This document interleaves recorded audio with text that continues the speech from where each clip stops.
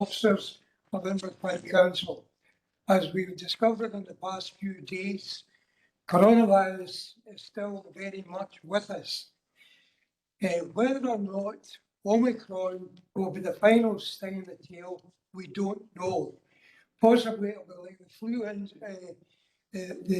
flu virus at the beginning of the century, which swirled around for another 10 years. That's the good news. Some members have had first-hand and most unpleasant experience of this virus, but this council is now paralysed. They continue to do good and often selfless work. So to all members and officers, I must again convey my thanks. On a more cheerful note, 3 weeks on Saturday is Christmas. We'll do the roll call now. I'm going to put a big light on. We have apologies from Councillor Murphy. We'll now move on to a roll call. Can the following members please indicate if they're present at the meeting either in person or remotely? Councillor Arfeld. Remotely. Thomas Brennan. On present, in person. Councillor Brooks. In person.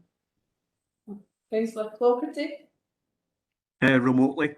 Not standing up. Councillor Crowther.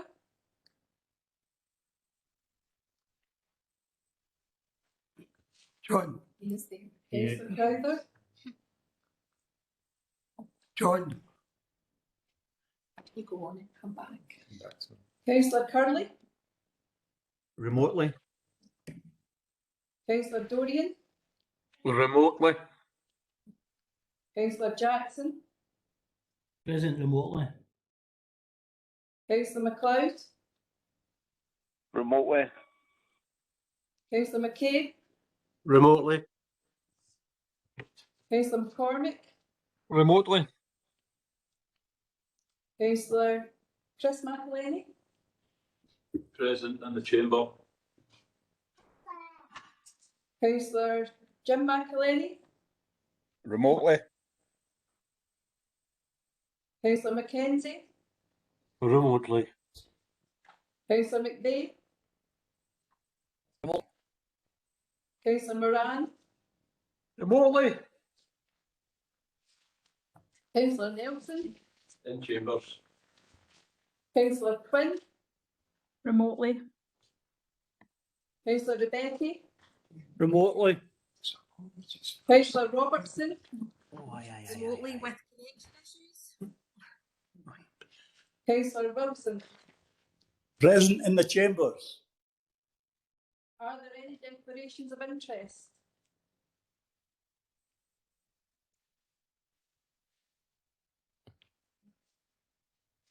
Okay. So we have one. Sorry.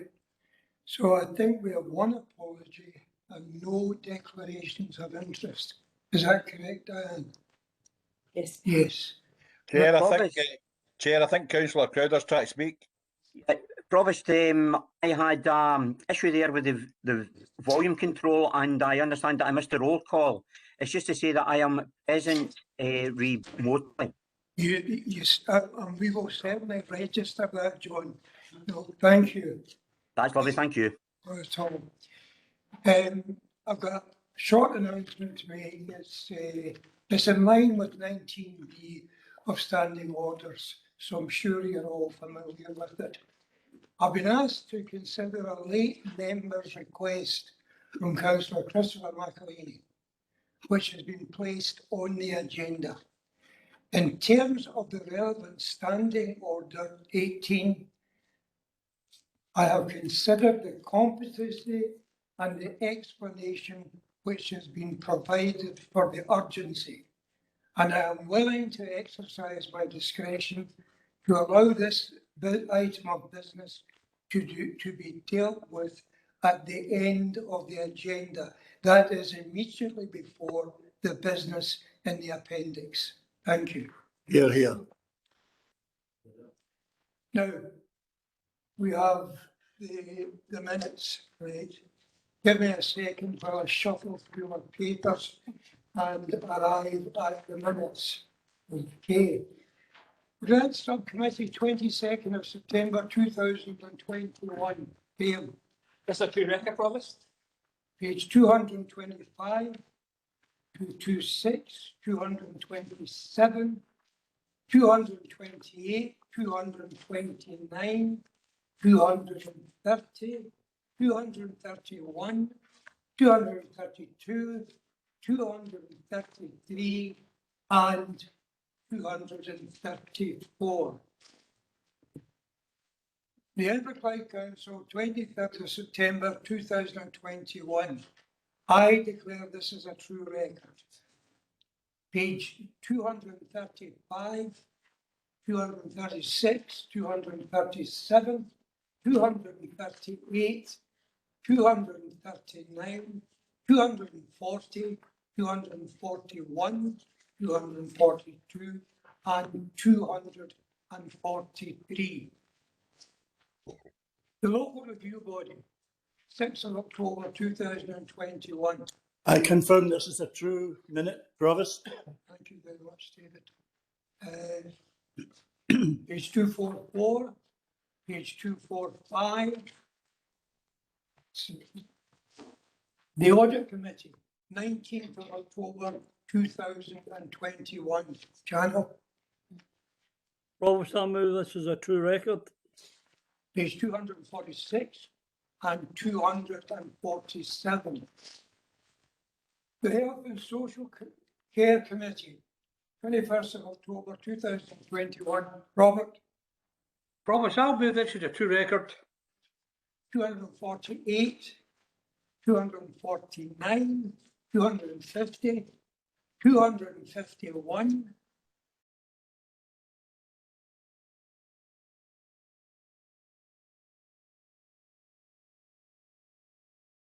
252.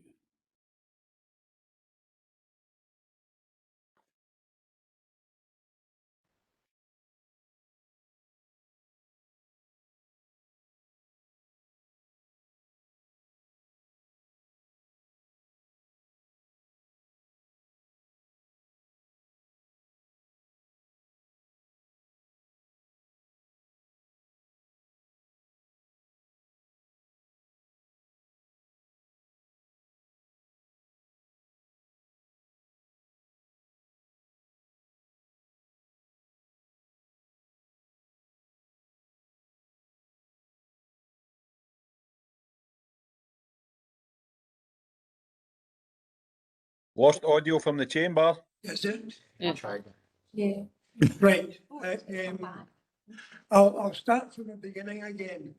It's the Environment Regeneration Committee minutes for 28th of October 2021. Michael, I move the minute as a true record, Provost. thanks Michael.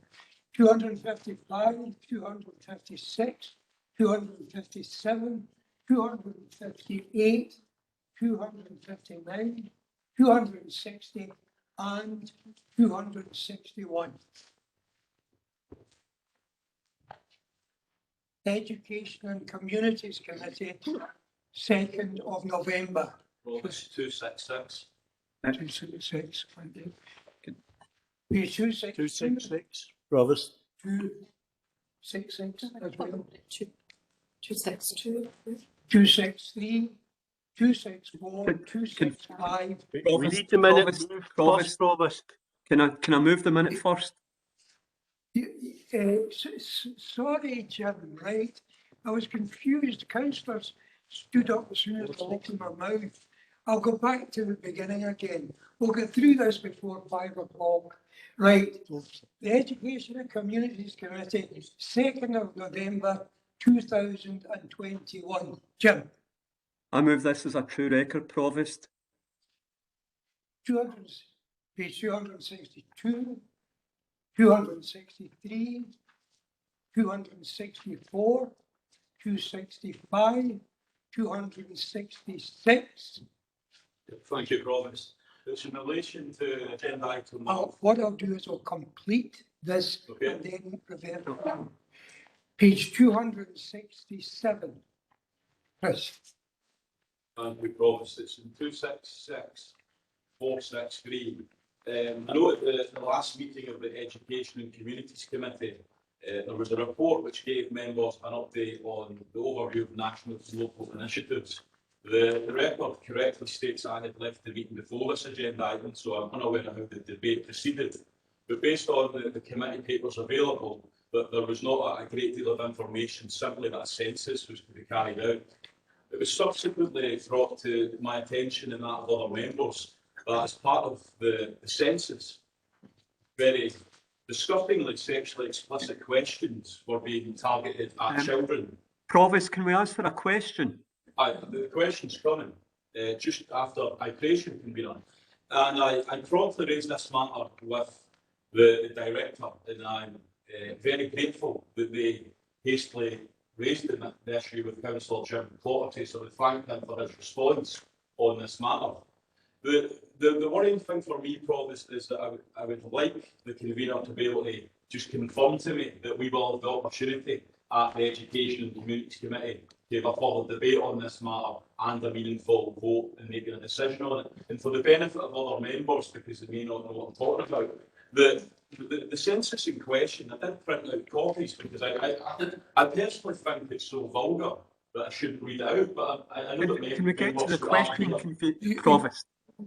Christopher, could you come to a question so that the convener can Yeah, answer? certainly, Provost. But the point is that I don't think most members will understand the terms of the question because only the convener and the education director were aware of the concern I had raised. So if I beg your indulgence for 30 seconds just to briefly outline that to members and then I'll happily hand over to the convener. No, I don't think that's appropriate, Provost. I think it's a question. Point of order, convener, Chair. Chair, apologies. I wondered if I could With all interrupt. due respect that you shouldn't interrupt the Provost, it's the Provost's duty to interrupt What- and not answer. What I'm going to do is, you with a reasonable length of time to ask the question, Christopher. I hope that in the next 10 or 15 seconds you pose a question. Okay, I will pose several questions then, Provost. But through you, Chair, can I just please remind members that this part of the meeting is in public? Yes. And I would ask members to be sensitive Yeah. in relation to the discussion that takes Well, I would place. thank you for reminding me because I'm going to read out questions that have been asked to children.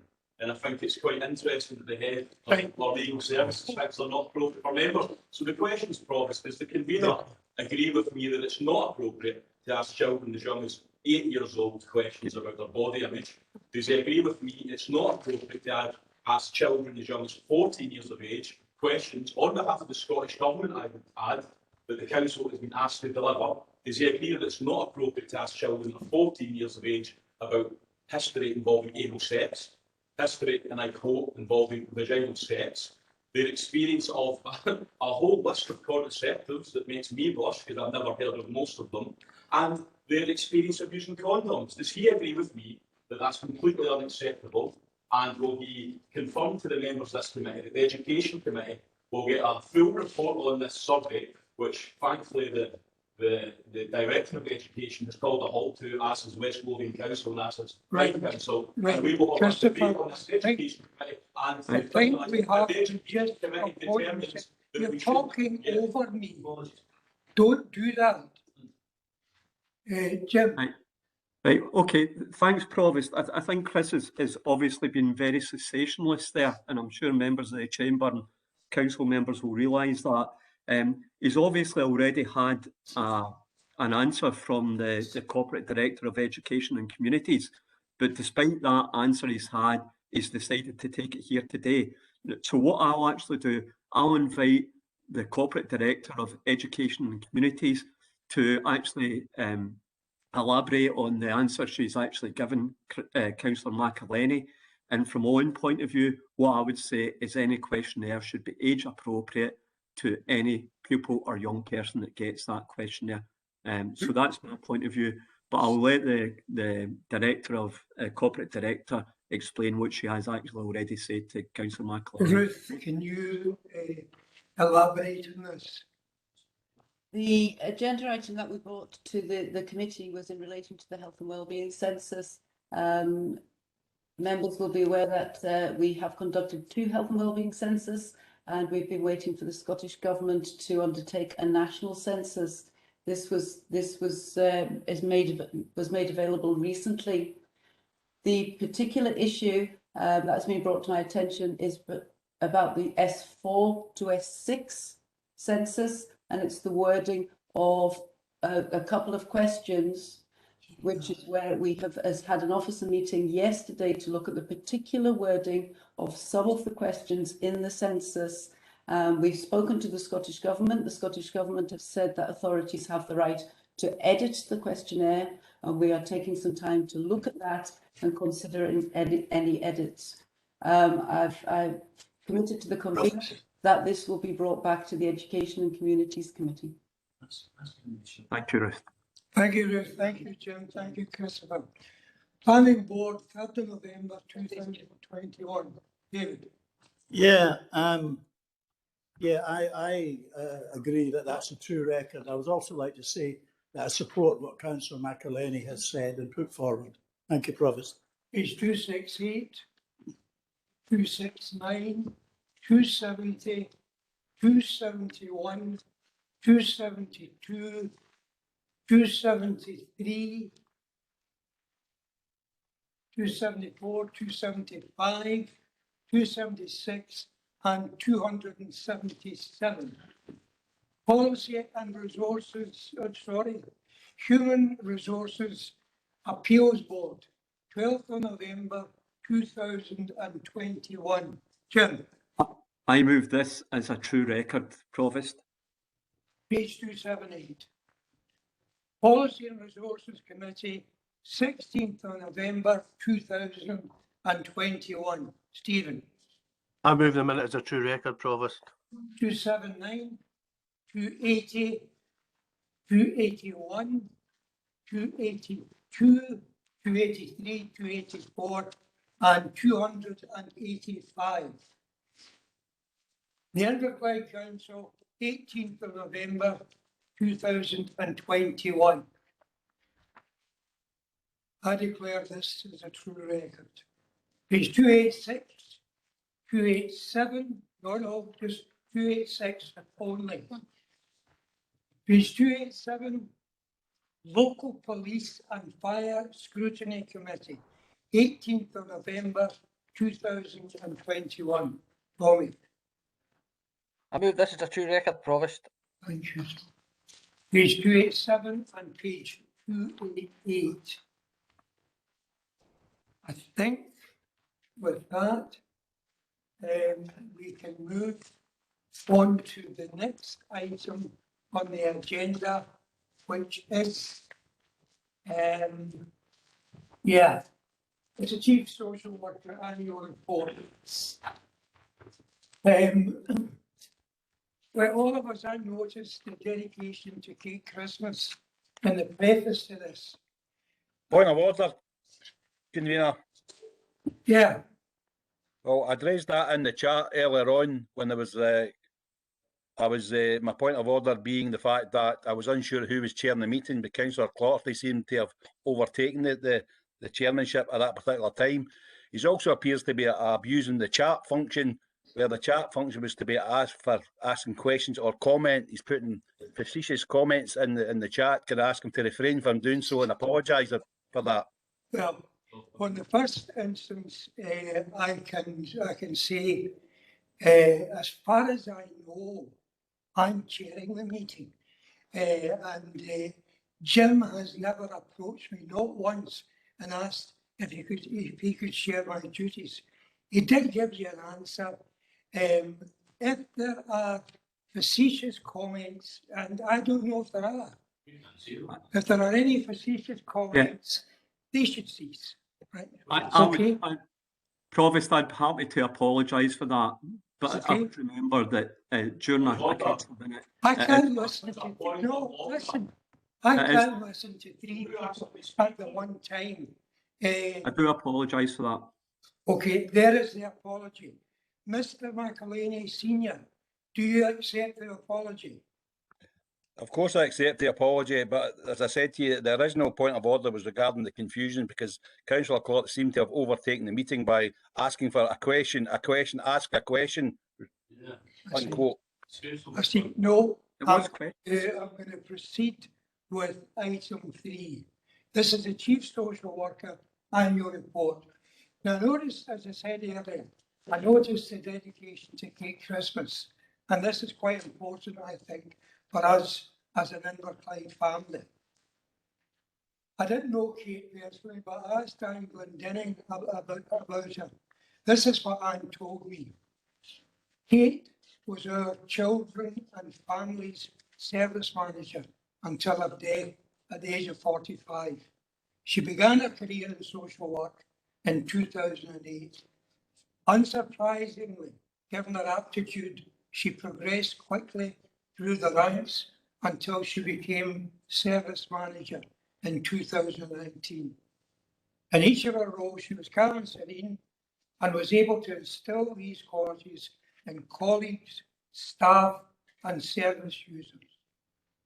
Kate's demeanour and quiet control earned her the respect of all who work with her in social work, in health, in education, and in the police. Clearly, she was admired for her professionalism, but even more so for her fundamental human kindness and the respect she showed to others, most especially to the service users. During the pandemic, she led by example, and that example was outstanding. Anyone who knew Kate knew her as a brilliant social worker, even when she encountered the very bleakest family situations.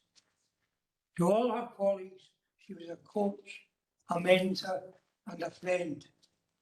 Kate Christmas passed away on the 14th of July 2021 after a brief but devastating illness. Kate was and will continue to be an enduring influence on her colleagues, her managers, and the families with whom she worked. I think we'll all agree that we have lost someone very worthwhile, and sometimes these losses are irreparable. In any case, to return to the Chief Social Worker Annual Report, we've already had an all-member briefing on this. It's a very, very useful document for anyone seeking to understand not just social work during a pandemic, but Inverclyde itself. I'd like to thank Sharon and all her staff and commend the dedication to Kate Christmas. Are there any questions? Are there any questions in the chat? No. If there, Yes, I've got Provost. Sorry, Jim. Yes, first of all, can I apologise? I was attending the briefing earlier, but I had to leave the briefing, so I didn't get the opportunity to pose one or two questions that I had at that time. So please bear with me. First of all, can I congratulate the amount of work that's gone into this report. It's wide reaching, as we know. Can also thank all our staff over the last 20 months for all the work that have, and certainly over the last year, that have done over that time. Particularly, I think, our frontline staff, who, when the pandemic first started, there was so much uncertainty about it, and they bravely were involved right from the very beginning, and went out there and worked with service users, and I think we should all commend them for all the hard work that they've done, particularly in those uncertain days at the beginning. Regarding and also we've lost a number of people over the last year, including Janice Graham. Janice was actually one of the nurses who used to come in to see myself. And she was a really bubbly character, and it was a very sad loss indeed. Regarding a couple of questions, as the Health and Social Care Committee knows, over the years I've raised the issue of social isolation on many occasions. whilst it's very good that more people, particularly older people, are now able to live with support in their own homes, I've always had a concern about people feeling socially isolated, but even more so during the pandemic. So it's about social isolation. I know certainly I'm a big fan of befriending, and I just wondered if there will be opportunities to. I know there has been ongoing work during the pandemic, but if there'd be more opportunities there in the future for befriending expansion, expansion of that service. The other thing was there was issues about there was part of the report talked about age and adaptations, and I just wondered what the services does regarding when someone has no longer any use for some age and adaptations. Do we know where all equipment is, and do we take things back and recycle for other people's use? Okay, thank you. Thanks, Jim. The first question, I understand, Alan, was about the socially isolated. Provost, through yourself, thank you, Councillor MacLeod. Yes, you'll know there are a range of services, including our colleagues in other parts of the sector, that specifically target looking to tackle social isolation.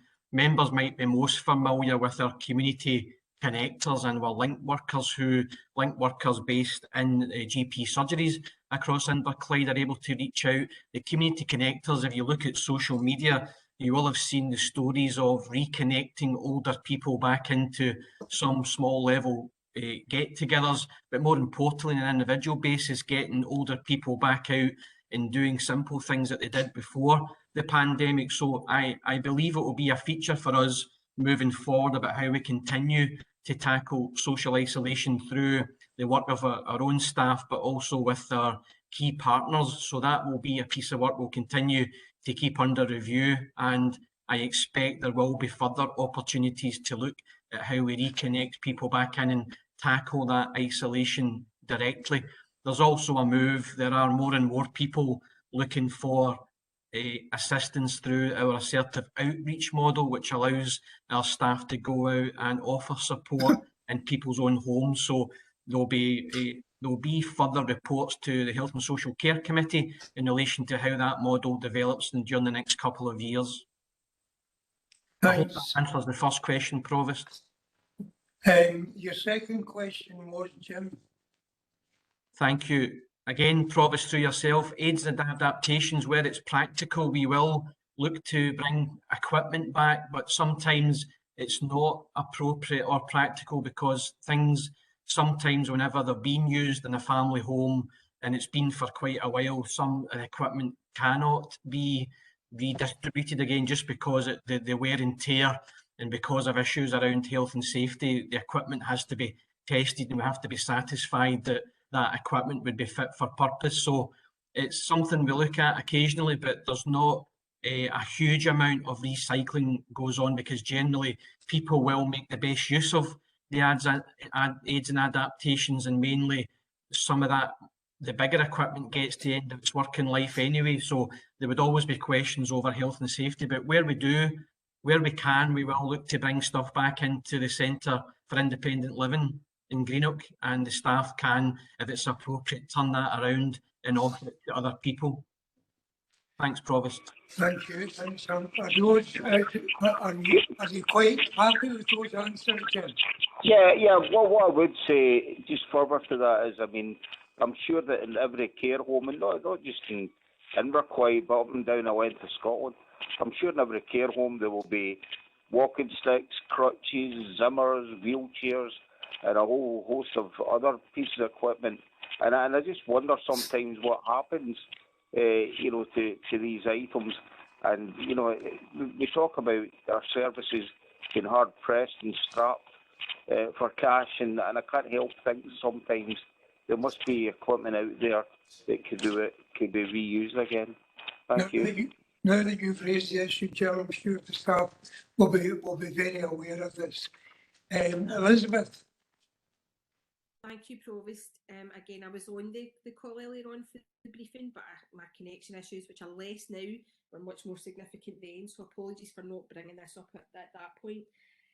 First of all, I suppose it's almost goes without saying, there's almost no need for me to say this, that our social work staff have put in such a tough shift over the last 2 years. They put in a tough shift all of their working lives, but in particularly the last 2 years, all of our HSCP staff have. People have just worked so hard to keep people safe. So thank you for the report, and thank you to all the staff who have put in that incredible work to keep the most vulnerable in our community safe.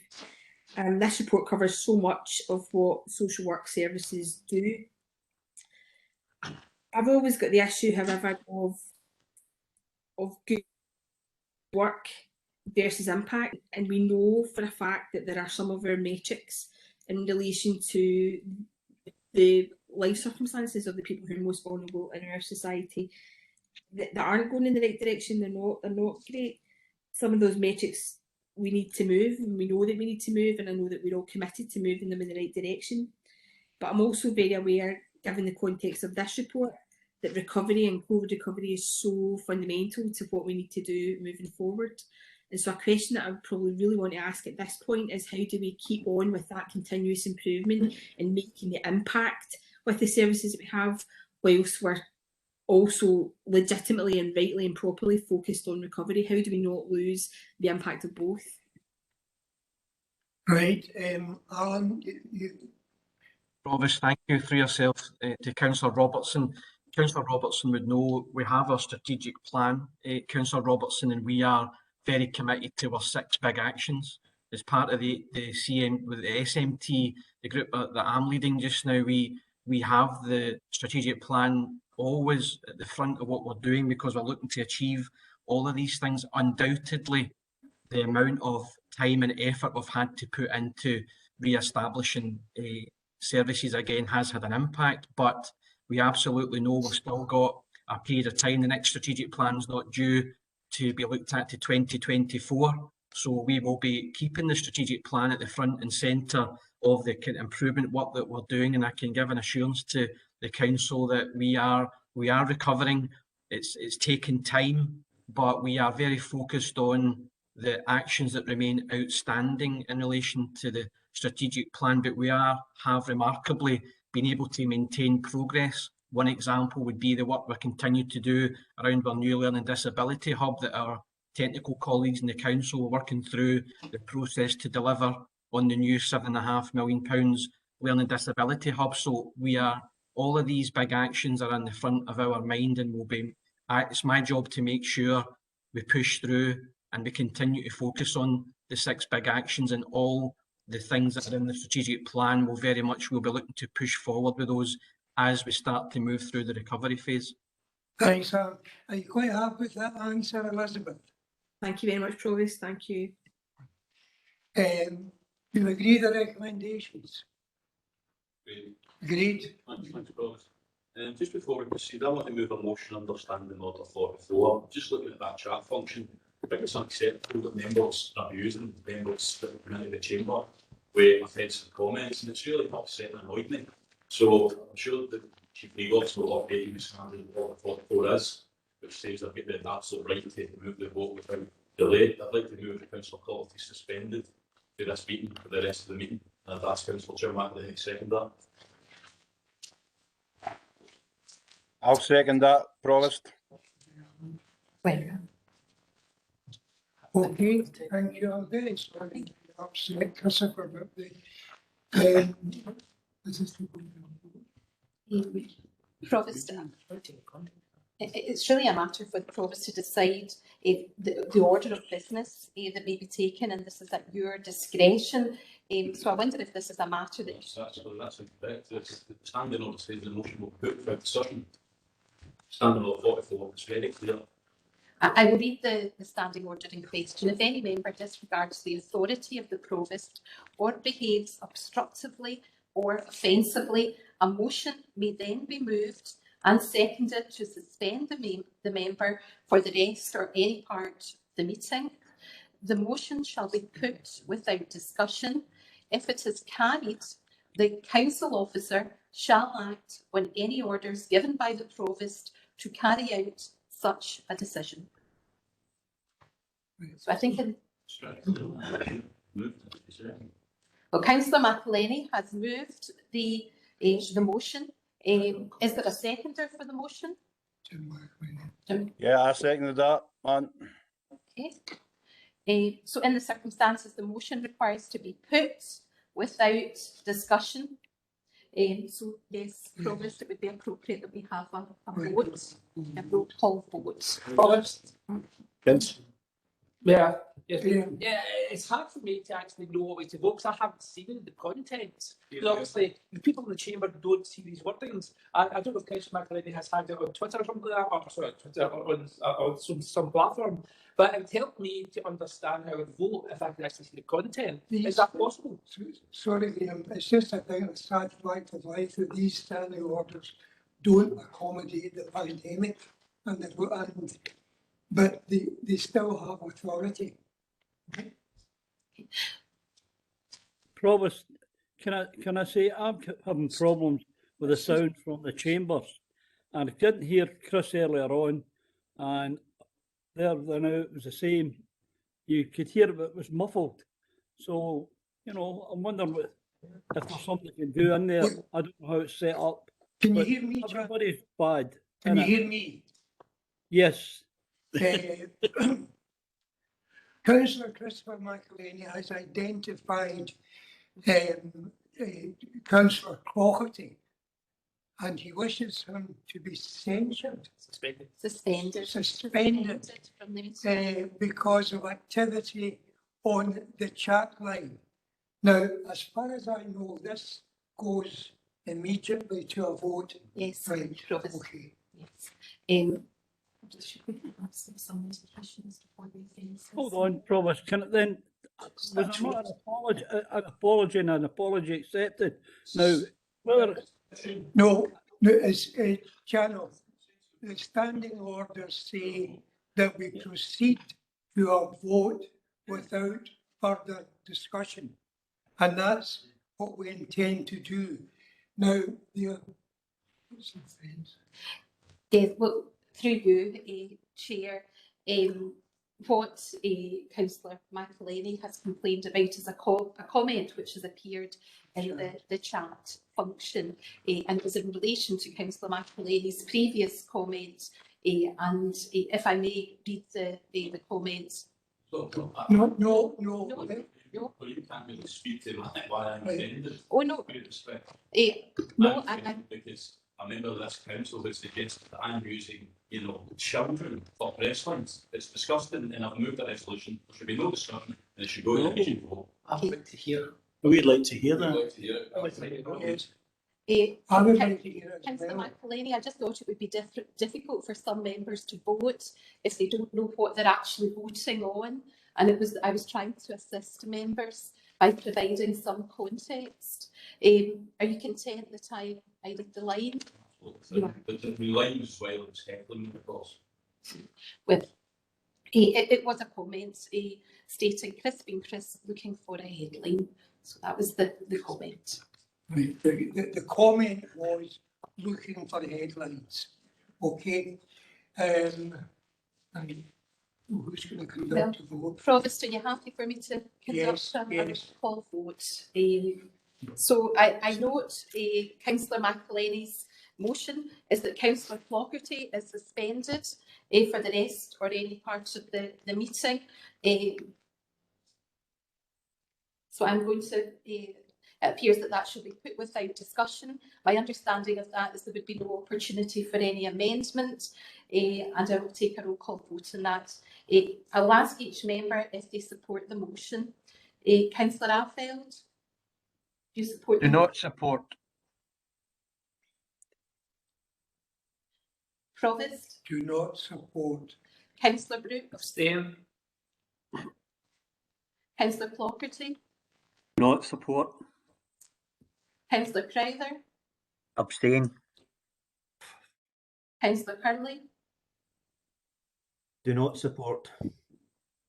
Councillor Dorian? Do not support. Thank you. Councillor Jackson. Do not support. Councillor MacLeod. I abstain. Councillor McCabe. Do not support. Thank you. Councillor McCormick. Do not support. Councillor McElhenney. Chris McElhenney. Support.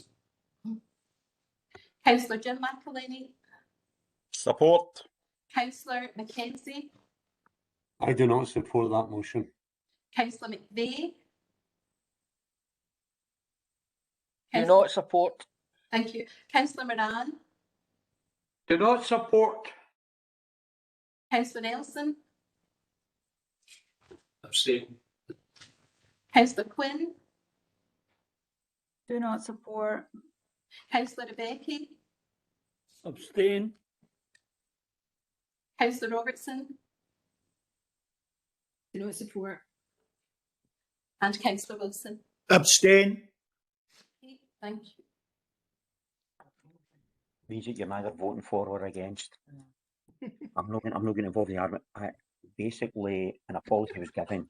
It's a comment that was made on the chat function. It went out to everyone. And obviously. Not on mute, John. Councillor Crowther. Don't say any further, John. John, we can all hear you. Yeah. And 6 abstentions. Promise, thank you. 2 votes for the motion, 13 votes not in favour of the motion, and 6 abstentions. So the motion is not carried. Jim, you can breathe a little easier now. As we go on to item 4, is that correct? Right. Item 4 is the 2023 review by the Boundary Commission Scotland of UK parliamentary constituencies.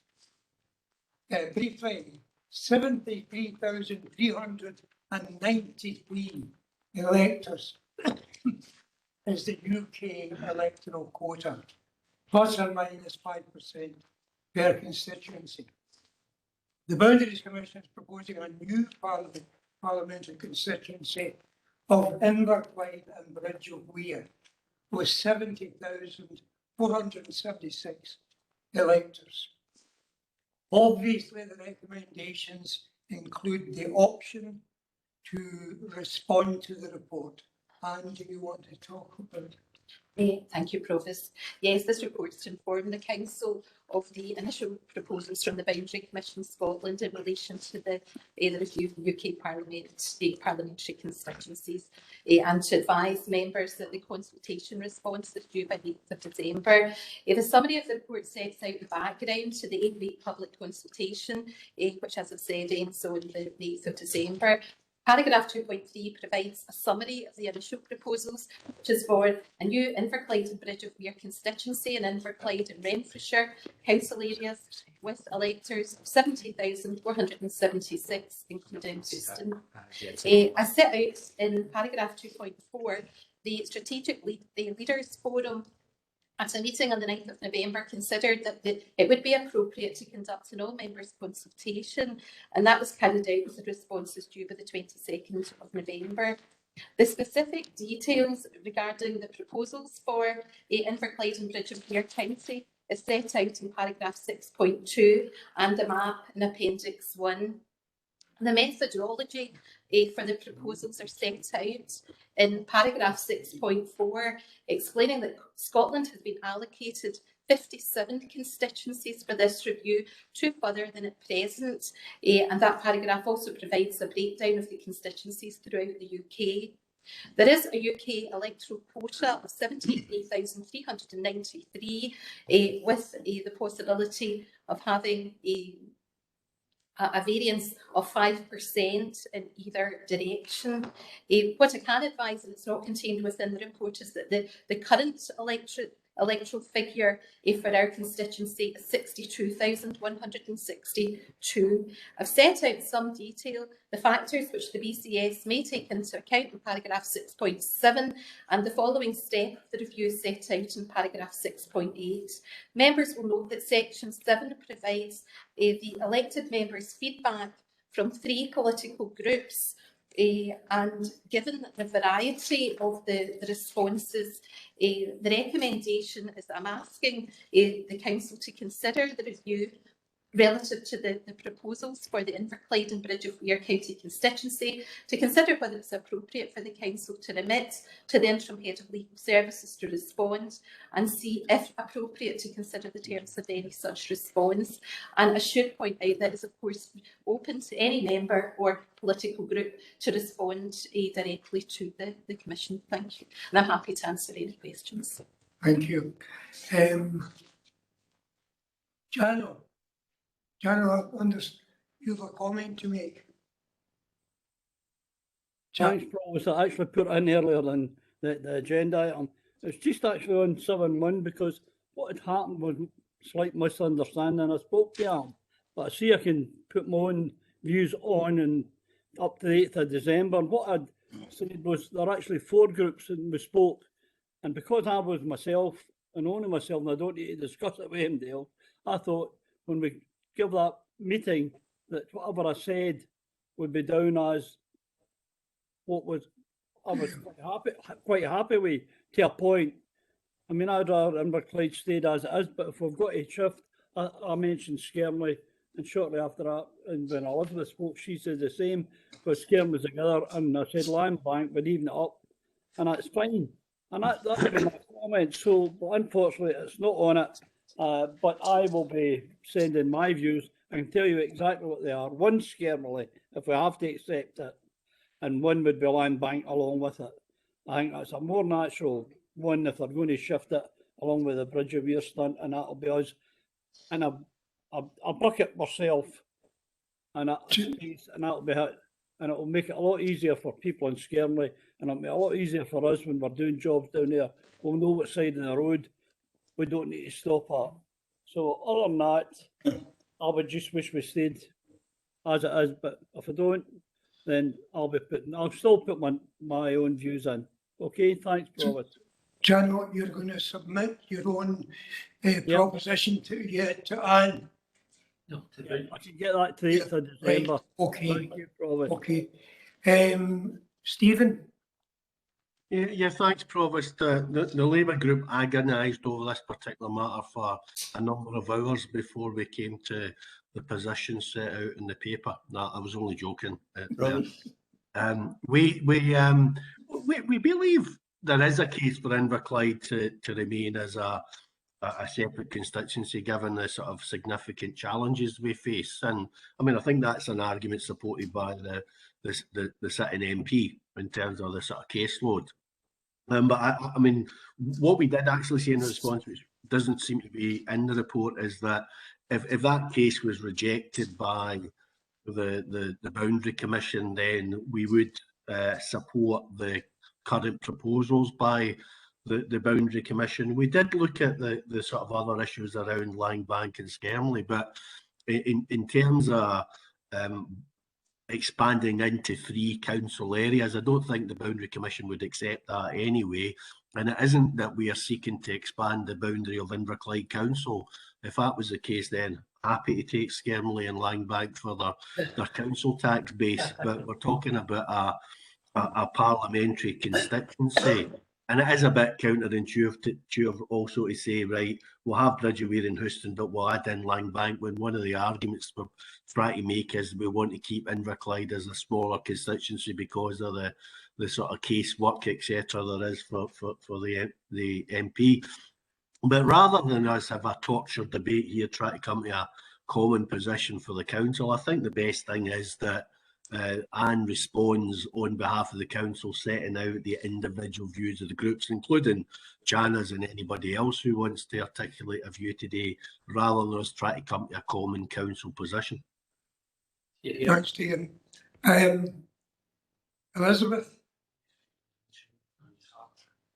Provost, that's just taking the wind completely out of my sails. I was ready to fight the corner for our response, but no, that does sound eminently sensible to just reflect there's no, I don't think there's any particular reason why we do have to have a settled position as the 22 of us who are coming from perhaps different perspectives on this. So that does seem like a sensible approach to reflect the range of views.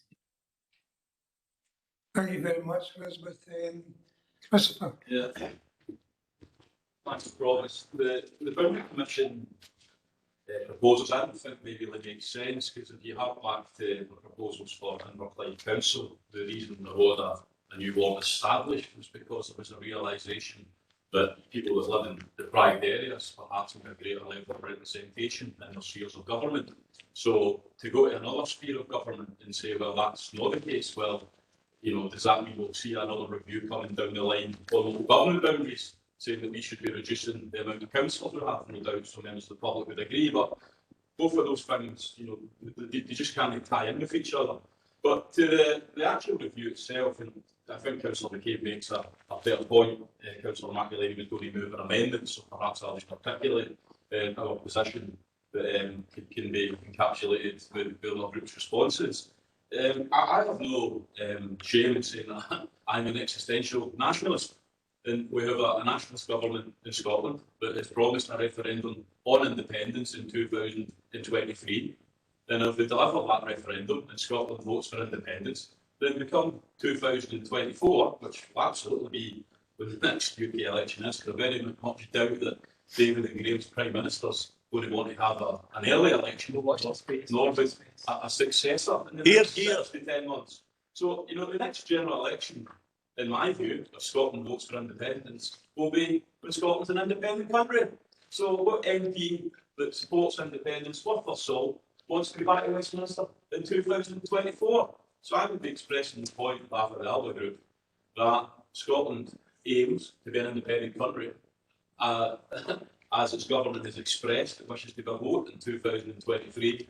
So this is an academic, irrelevant process which actually wastes officers' time. And the final point would be that it is actually quite irrelevant, because regardless of what the boundaries are, we have a team of excellent apolitical officers that deliver elections, regardless of what the boundary sizes are and regardless of what the elections are. The authority's job is to facilitate and support the election, regardless of the size of the constituency. And I'm pretty confident whether we've got to work east in Bartonshire or North Ayrshire, our officers will be more than capable. In fact, they're probably some of the best in the country as we see at elections. They'll be more than capable of facilitating an election. And that's actually perhaps what the local authorities' view on this should be, what it means to us, as opposed to the political narratives, which, as you can see, are much competing, and there's no way that and can possibly harmonise them into one single point of view.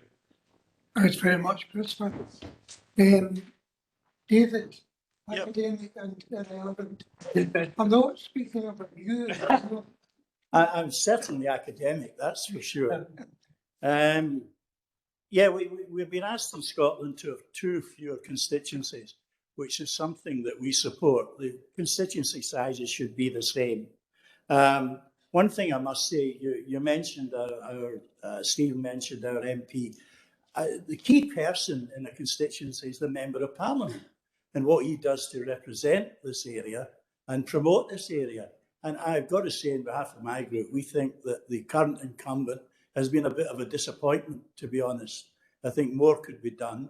Though yesterday he did appear in the Greenock Telegraph supporting the UK government's levelling up policy. So that's perhaps a start there. I'd like to compliment the independents. They've stayed out of this. This is an issue for serious politicians, and I think it should be left to us to contribute to the decision. In terms of the SNP's contribution, it is a wee bit all over the place. It's not one thing or another. I'm not quite sure what they really want out of it. In terms of the Labour contribution, I'm a practicing Christian, so I believe it's important to do what we can to prevent poverty. But poverty and deprivation shouldn't be the be-all and end-all. We have probably 80% of our constituents who are not in poverty, who are living their lives and living their lives well and working hard for their families and making their way in the world. And we need to think of all of our constituents, not just those who are in poverty or deprivation. But in conclusion, my party is in favour of the proposition put forward by the BCS. My colleague, Councillor Brooks, might have something to say on whether the council should be making this decision or not. But certainly, if it came to a decision, we're content with what's been proposed. Thank you, David. In the following sequence, I'm going to ask Jim McLeod and then Jim McElhaney to speak.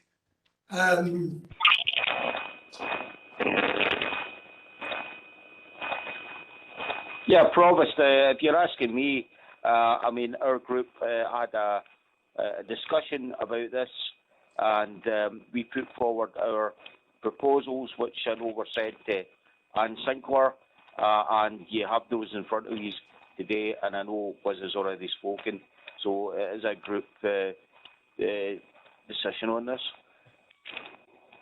Okay. Thanks very much, Jim. Jim McElhaney.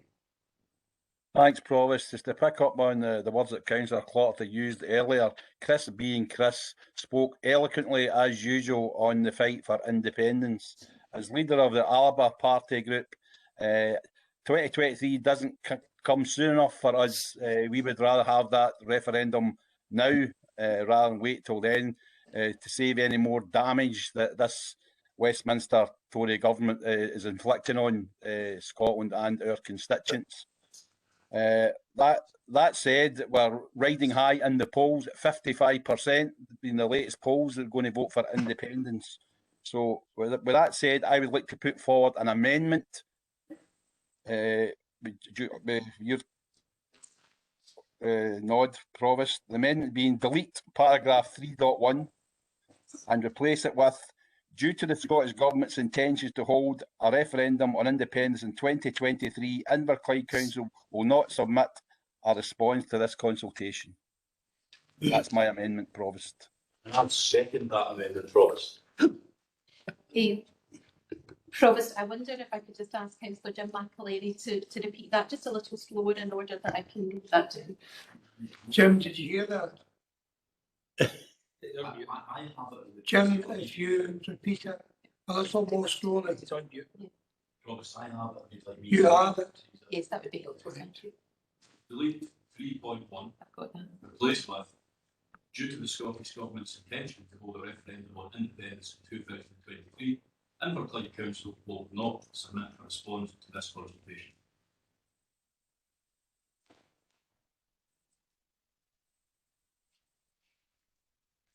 Okay, thank you. So, Provost, through you, Provost, I wondered if we could clarify. I understood that earlier Councillor McCabe was moving the recommendation in terms of 3.1b, that it would be appropriate for the Council to remit to the interim head of Legal and Democratic Services to respond to the consultation. I wonder if you could just clarify that matter. Stephen. Yeah, I have indicated in the chat function, Provost, that I do wish to speak. I'm not going to respond to the comment from Councillor Alfield and call for it to be excluded from the meeting. The implication could be taken that those of us who have chosen to respond are not sensible, but I'll not take offence at that particular comment.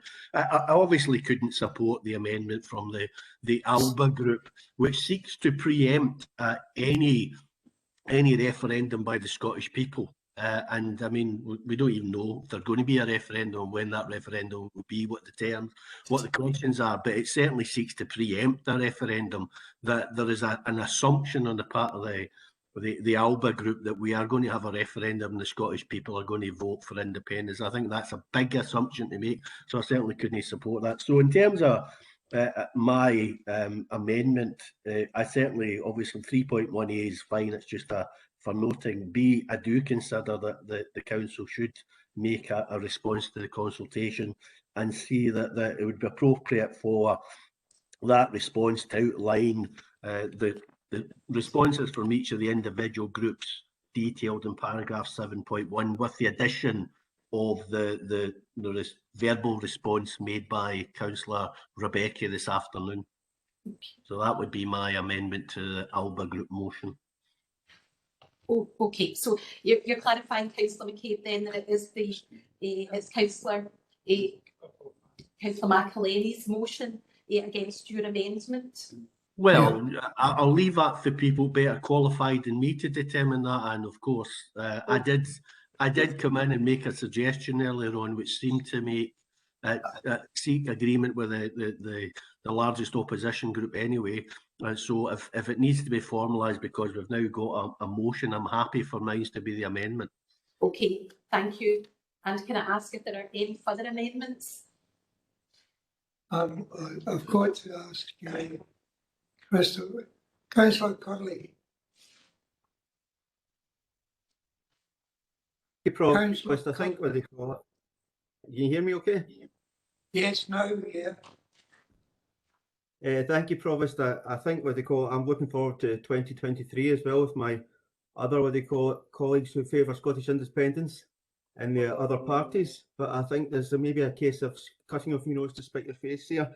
I think what they call it, yes, we campaign for independence, but we should always look at every opportunity to make the best for Inverclyde as we can. So I think it's a good opportunity here to make sure that we have an MP that can represent Inverclyde as best we can. So our views as a party is that we should be, what they call it, keeping the boundaries as we can. If we can't, then it should be a strategic increase in the size.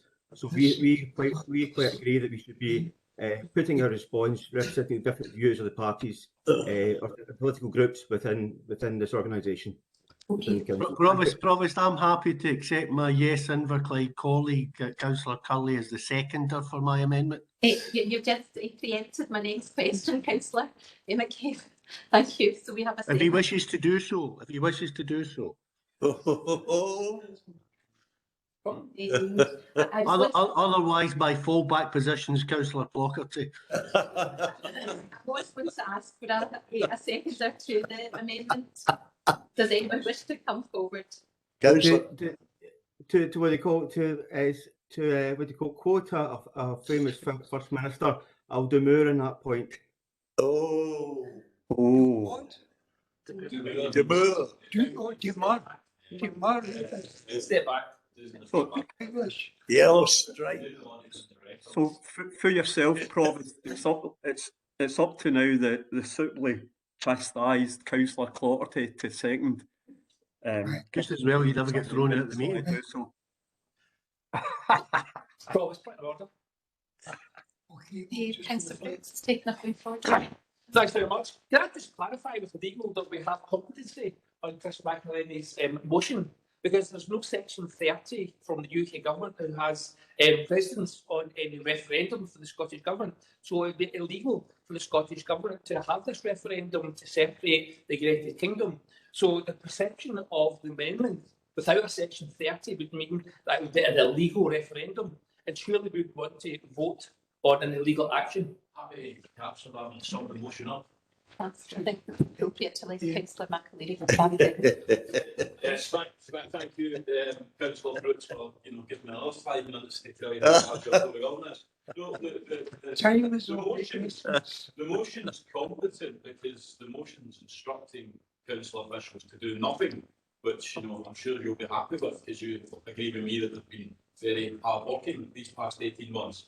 The political posturing that you refer to in terms of independence, we're not instructing officers to go and deliver a referendum for us, nor hold one, but I'm sure they will when they get asked to do so. As I said earlier, I've done every referendum and election in the last who knows how many years. So the motion's competent because we're simply instructing the proper officer not to respond to a consultation. Perhaps missed that bit, and if that's the case, then accept your apology and there'll be no motion of censure.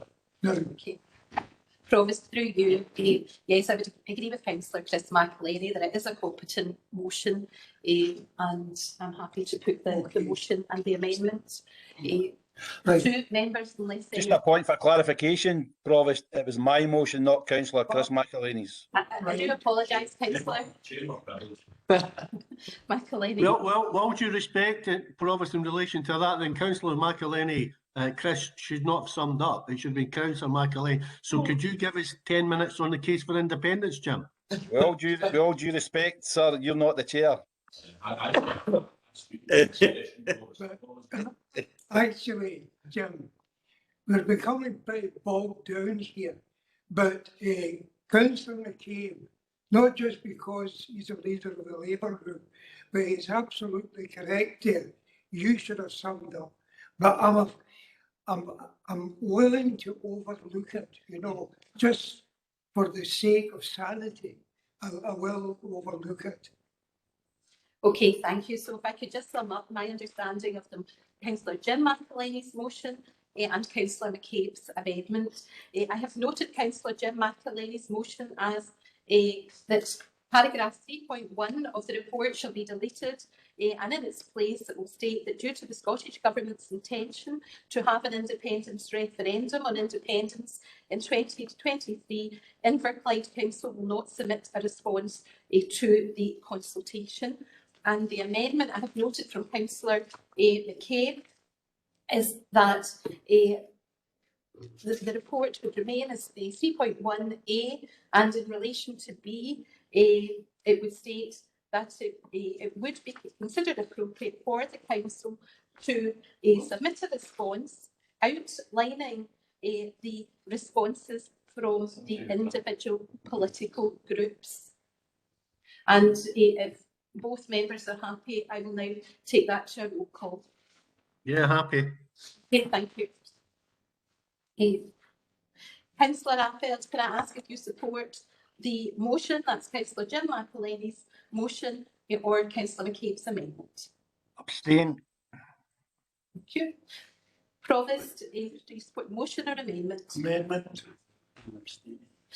Councillor Brooks? Abstention. Councillor Clogherty? Amendment. Councillor Crowther? Amendment. Thank you. Councillor Curley? Amendment. Councillor Dorian? Amendment. Councillor Jackson? Who's the motion? Amendment. Councillor MacLeod? Amendment. Thank you. Councillor McCormick? Apologies, Councillor McCabe. Amendment. Thank you. Councillor McCormick? Amendment. Councillor Chris McElhinney? Motion. Councillor Jim McElhinney? Motion. Councillor Mackenzie? Amendment. Councillor McVeigh? Amendment. Councillor Moran? Amendment. Councillor Nelson? Amendment. Councillor Quinn? Amendment. Councillor Rebecca? Amendment. Councillor Robertson? Amendment. And Councillor Wilson? Abstain. Thank you.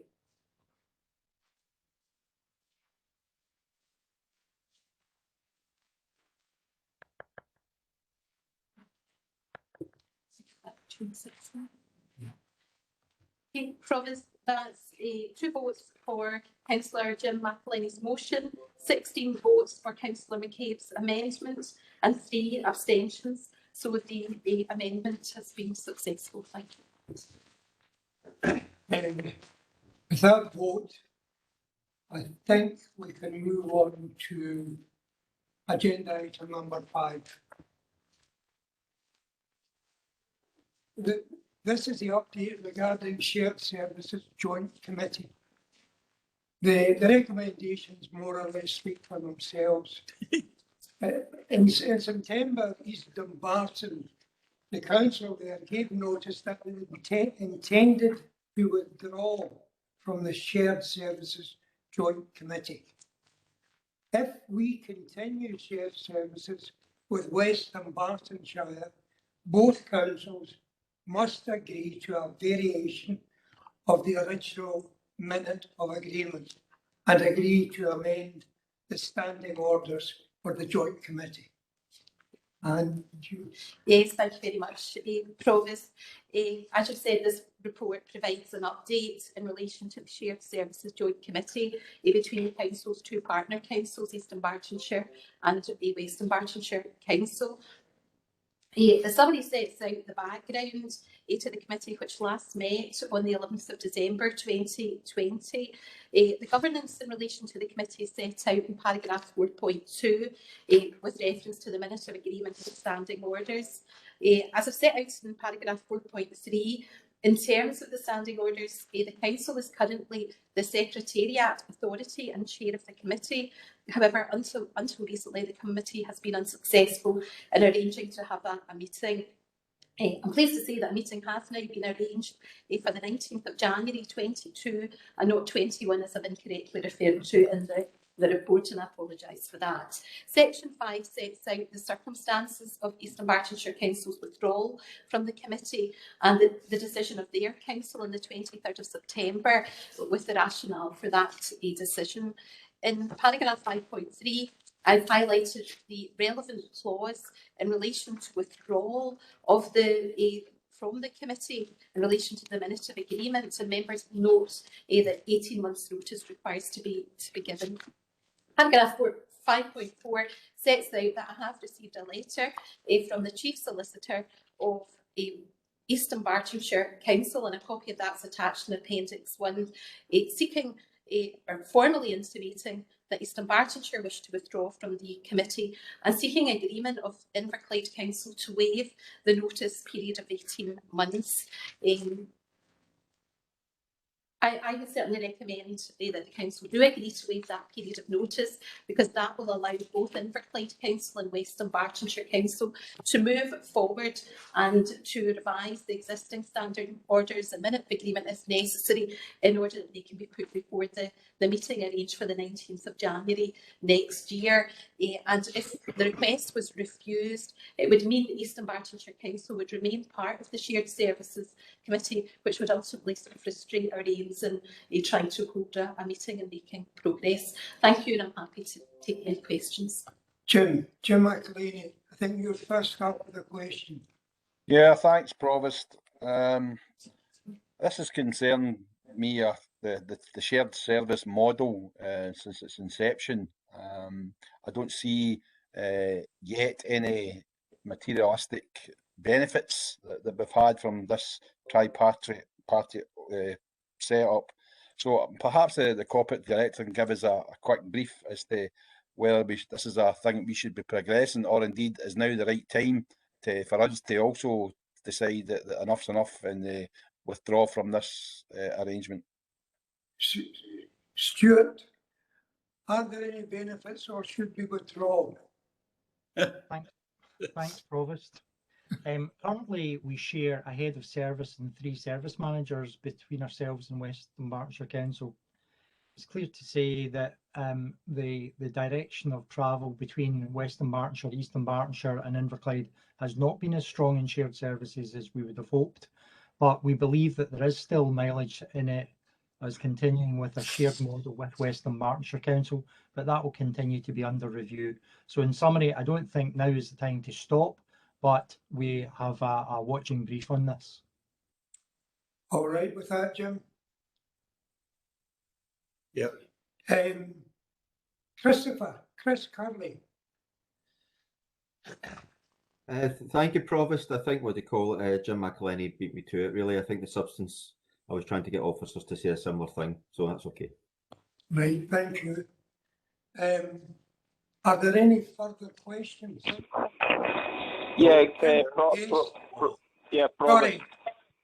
I mean, I agree with what's been said by Jim and by Chris Curley. My question was going to be what benefits has Inverclyde seen so far with this shared service? Thanks. Stuart, can you answer that? Through you, Provost, the majority of the benefits, apart from the sharing of the 4 members of staff that I've mentioned, relate to resilience and shared information. There are a number of projects which are ongoing just now where there is information being shared between West Dunbartonshire and ourselves. There's a number of projects where we are, one of the authorities is taking the lead on bids for resource, and that's where the benefits come from it. Thanks, Stuart. Jim, are you happy? I'm thankful to Stuart for his response, but I remain sceptical, to be honest. Thanks. Right, sceptical. Okay, thanks, Stephen. Stephen, Yeah, thanks, Provost. I mean, I can understand why members are raising this particular question, because there's no doubt that we haven't progressed shared services as far as we had hoped to progress shared services when we set out on this journey. One reason is clearly the lack of desire on the part of East Dunbartonshire Council to engage in shared services for their own reasons. And the other reason has been, I think, political challenges within West Dunbartonshire Council in terms of being able to take forward particular shared services initiatives. But I think there has been some progress, not as much as certainly I would have liked to date. There may well be opportunities in the months ahead to look at other vehicles for shared ownership. And I think it would be appropriate for us to have a report to the relevant committee on shared services, whether that be Environment, Regeneration or Policy and Resources, because I mean, it is a cross-cutting agenda rather than simply to do with environmental services, where officers can outline the sort of progress made to date and the potential opportunities going forward. Stuart, again, would this be feasible, a report on shared services? Through you, Provost, yes, of course, a report's possible. Can I suggest to the Council that that report follow the May elections, whereby all of the administrations that will be in place, and perhaps, as Councillor McCabe pointed out, the political will in West Dunbartonshire may well have changed. I don't see any benefit in bringing a report before the relevant committee before then, because potentially after May it could all change. I don't have any difficulty with that. I'm optimistic for change in West Dunbartonshire as well. Okay, thank you. Christopher? Yeah, thanks, Provost. The political mood might have changed in Inverclyde as well, I think, just for fairness. Can the report include sharing services within the local authority as well? Because I still think that we miss what's in front of us. You'll see housing schemes where the council cuts grass up to a line, and then a housing association cuts it beyond the line. You'll see teams of lighting engineers fixing lights in a hospital car park, and then council workers on the main road. You see, Amy or whoever it is that does the trunk roads now doing their street lights, and then we've got, a team of people doing their street lights and a scheme behind them. And I just feel that there's so much, and roads being another issue as well. There's so many opportunities within the local authority, working with other public sector partners and housing associations, and even the private sector. Whereas we seem to be focused on a shared service that there is a bridge to, to get us to the other side of the water. I would really like that report could, see what the opportunities are in terms of sharing services with NHS Greater Glasgow and Clyde, Inverclyde Homes, Oaktree Housing Association, Transport Scotland in terms of roads. We technically already share services with the private sector, and they give us money to pick up their bins for them. So, it's not as if it's something that should be out for imagination. Thanks, Chris. Stuart, you've heard what Christopher had to say. Are there any possibilities for partnerships with other public bodies or even the private sector? Through you, Provost, I know that partnerships have been considered in the past and they've not come to fruition. It's something that we can look at and perhaps present within the report that has been asked for by the Council.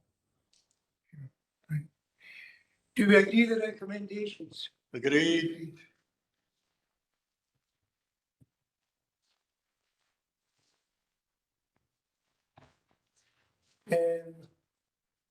Item 6 is the 2022-23 budget update.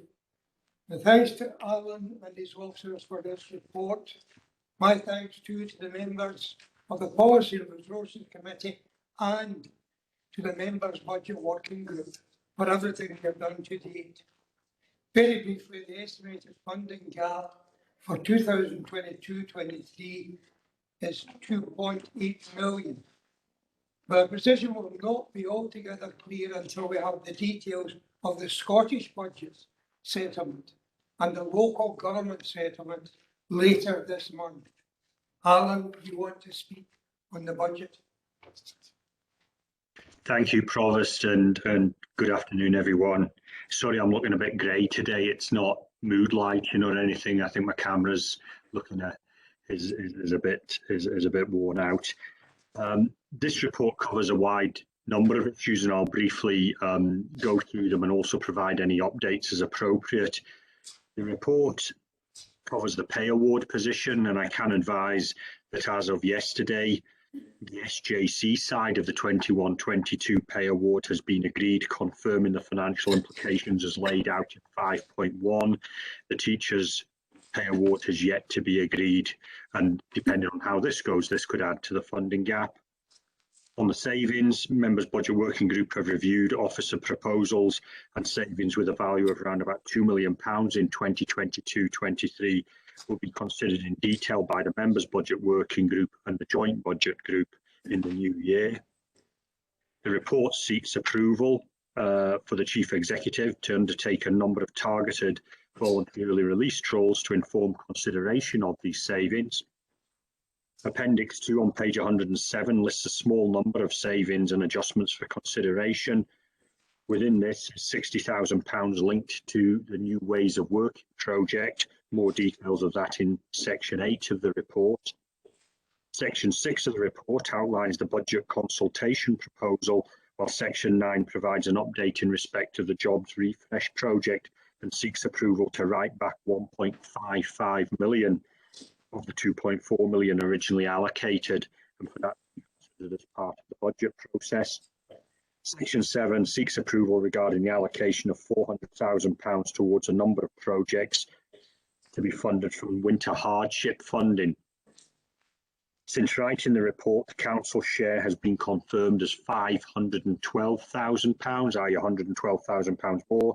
Therefore, officers will report to the next Policy and Resources Committee on the allocation of the £112,000 balance. I and other relevant officers are happy to answer any questions. Thank you, Provost. Thank you. We have a question or a comment from Stephen McCabe. Stephen. Yeah, thanks, Provost, for bringing me in. I'm sure there'll be lots of contributions on this particular item, given the importance of it.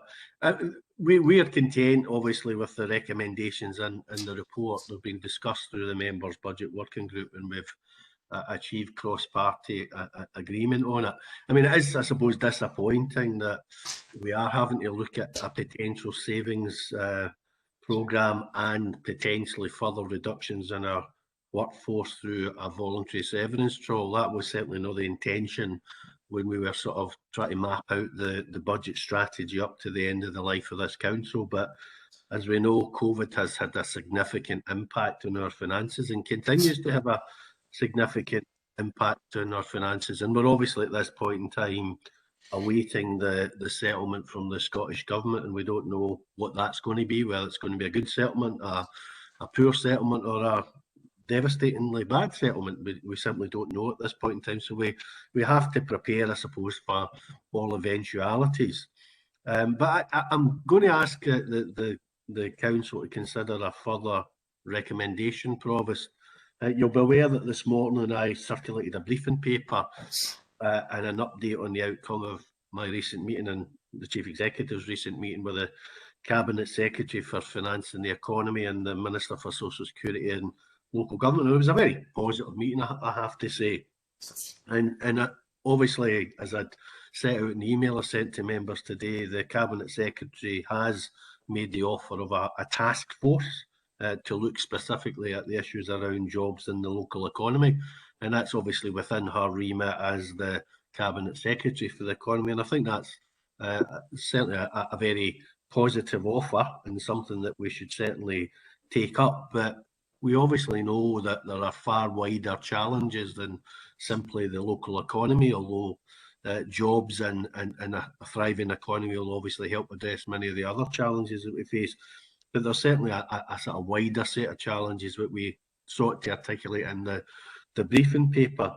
So I think it would be useful. I'm going to recommend to the council that we ask the Chief Executive to write to the First Minister, reiterating the ask that we made to Ms Forbes around the local government settlement in advance of the Scottish Government's budget being announced next week, and also the specific asks for Inverclyde that we detailed in the briefing document which was given to Ms Forbes, and hopefully that will receive unanimous agreement from colleagues, and I'm sure Councillor Clockerty will be delighted to second me. Jim. Thanks, Stephen. Yeah, I'm happy to second that, Stephen. Thank you. Great. Councillor. Thanks, Provost. It's quite difficult to separate agenda items 6 and 7 because 7's obviously on my financial strategy. So in terms of the budget, I'm aware that we're still waiting on an update in terms of the PPP PFI implications, whether there will be clawback. So I've not seen any papers, whether that's a rescoping exercise, refinancing it. I'm not sure, so I wonder if Mr Puckering could provide us an update, because we seem to, again, this year be in a position that we're going out to trawl, we've identified savings to be made, but I'm acutely aware that you're going to bring a paper forward, which I'm assuming, considering it's been dangled in front of us for so many months, it's going to be good news. So there may be a substantial, hopefully, amount of money that we manage to secure via refinancing. And not that I'm going on the agenda item 7, Provost, but it is related to Appendix 11 on page 161, which Mr Puckering will be aware is for loan charges. And I was wondering if you could give me just a better explanation on the assumed interest rates we pay, because everything I read at the moment talks about negative interest. We live in this world with negative interest, but we're making assumptions of 3.6% over the next 10 years. So will we be overcharged by our members in terms of what we pay? And again, is there an opportunity to, a world of negative interest is here to stay, as people claim? Is there an opportunity to just go on a whole massive refinancing exercise at effectively negative interest, pay off all our outstanding debt, and then what impact does that have on a budget? Because obviously if lending's cheaper and it fees up, maybe 6-figure, 7-figure sums a year, that will have an impact on this year's budget, which we're going to set in a few months, as opposed to waiting until February 2023 to be able to include such an exercise after the elections, when I'm assuming on the first point, the PPP paper will be back before members before we set the budget, so that will be factored into the budget. And then the second point is there a greater opportunity to try a whole organisation refinance effort, particularly when you look at the assumed interest rates, which are basically the rates that are every year, but they don't seem to marry up with all the commentators on television and the newspaper tell us. Thanks, Christopher. Alan, first of all, are you quite clear on the questions posed to you? I think I'm more than happy, Provost, if you're happy that I stray into item 7 at this point in time, because as Chris has said, it does cut across both reports. So service concession, as it's called, that's the PPP refinancing. It's not really refinancing of the PPP, because that's a matter for the PPP vehicle, the private sector. But this has got bogged down in a technical debate between the Scottish Government, Directors of Finance and COSLA. My understanding is this matter will not be resolved this side of the 22-23 budget. Because there's various hoops to go through. It's a technical finance matter as much as a budgetary financial matter, and they've got to sort the technical issues out first before they can make a decision on changing primary legislation or regulations. So I'm sorry to say that won't be sorted for the 22-23 budget. Looking to the medium term, I would be hopeful that if it is resolved, there'll be something positive for the 23-24 budget, which, looking at the figures that are in the report and have been in previous reports, have far greater challenges projected in the 22-23 budget. As far as loans charges are concerned, again, I can understand the question, but members will appreciate if that opportunity was available, and it's probably been interest rates have been historically low for a period of time now. we would have progressed it. But unfortunately, you've got to look at loans charges in the longer term. The council has borrowed money. A lot of the money that was borrowed before I was chief financial officer, and I've been chief financial officer for 15 years. Some of the money was borrowed when interest rates were 8%, 9%, 10%, and you may be tied to that for another 10, 15 years. And we borrowed money at 4% and 5% when that was viewed very low rates, and that some of that money was borrowed for 30, 40, 50 years. So you're tied into that.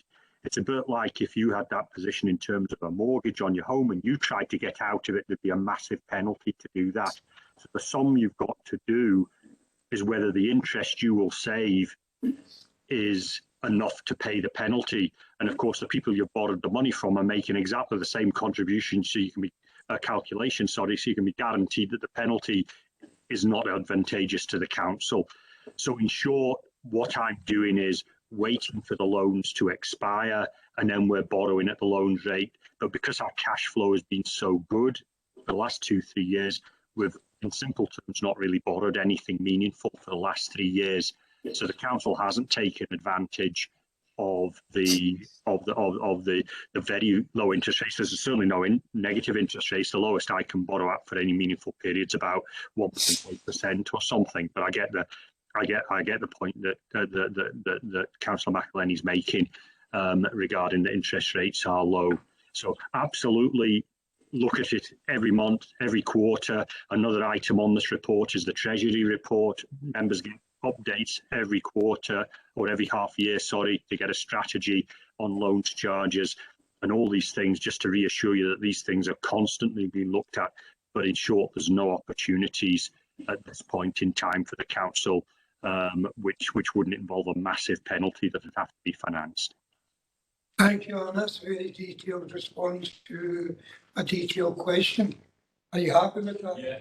Right, thanks. Just for clarity though, when I refer to negative interest, it's because obviously the bond yield's greater than that you would pay in interest, so it's technically negative. I know you don't actually go out in the market and get like minus 0.1% on a loan, so I understood that first. Okay. There are no further. Chris Campbell. Thank you, Convener. Thank you, Provost. With respect to the what do you call it, the letter to First Minister, can we confirm whether or not that would be a public letter, and if so, would the briefing note also be public? So, Chris, but just to be absolutely clear, you want the letter to be public within the council? Well, I think if you're writing to the First Minister, it'd be good for it to be public. But I think if you're also writing referring to the briefing note, it would also be best for the briefing note. Right. It was Stephen who proposed it. Stephen. Yeah, there's nothing in the briefing note which is private. I mean, if members want us to publish the letter to the First Minister, then I don't see a big issue in terms of that. But the intention is that the letter would go to the First Minister and we would attach the briefing note, or the Chief Executive would attach the briefing note to the letter. So I don't think there's anything secret. Okay, thank you. Jim McLeod. Yeah, I'd just like to pick up. I mean, the COVID pandemic has affected so many of us. It's affected the Inverclyde. We can't forget it's also affected the Scottish Government and its ability to do things as well.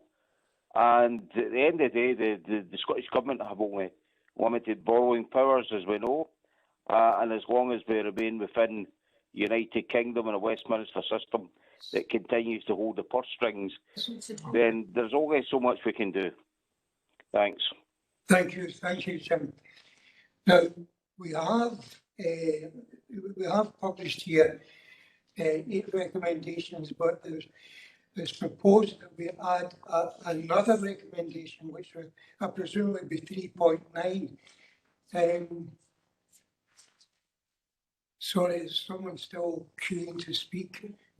Robert. That's Councillor Robertson. Elizabeth. It's all right. I've been called Robert in the past. Don't worry. Thanks, Provost. It's really just, I think I'm happy to also support the notion of writing to the First Minister, because I think this is indicative of things that I've been saying for a number of months now, that the relationship that we have in terms of local government finance with the Scottish Government is so crucial, and any means of communication that we can have on the back of a positive meeting with the Cabinet Secretary that pushes against an open door in terms of a task force looking at Inverclyde specifically, which is such a great thing to hear. It's awful that we have to do it, but it's such a great thing to know that that's an open door pushed against. And I think actually having clear communication regarding that and following up on that in a proactive and positive way would be absolutely the right thing to do at this time. So that's my position on that. Thanks very much, Elizabeth. Thank you. We have 8 recommendations, but it's proposed that we add another to that, which would be 3.9. Now, I wasn't sufficiently alert actually to write it down. Stephen, could you reiterate the motion or the proposal? Yeah, I'm happy to outline the additional recommendation, which would be 3.9. That the council asked the chief executive, or request the chief executive, write to the First Minister, reiterating the ask we made to the Cabinet Secretary for Finance and the Economy around the local government settlement to be announced as part of next week's Scottish draft budget, and the specific ask for Inverclyde detailed in the briefing document submitted to Ms Forbes. Through you, Provost, apologies, Councillor McCabe. I wonder if you could just repeat that a little slower. I think I caught most of it, but just to make sure that I was just trying to get the meeting over before 8 o'clock, Anne. So the council requests that the chief executive I've got that, but thanks. It was in relation to the ask we have made, in relation to reiterate the ask we have made around the local government made to the Cabinet Secretary for Finance and the Economy, yes, around the local government settlement to be announced as part of next week's Scottish Government draft budget, and the specific asks for Inverclyde detailed in the briefing document submitted to Ms Forbes.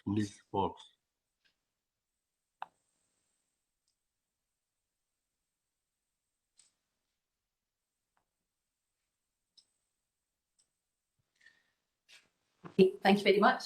Got that thing?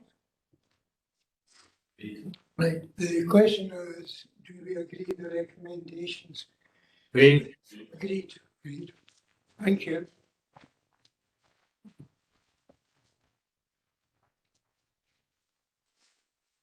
Number 7 is another good one. This is the Financial Strategy 2021 to 31. And it's on page 109.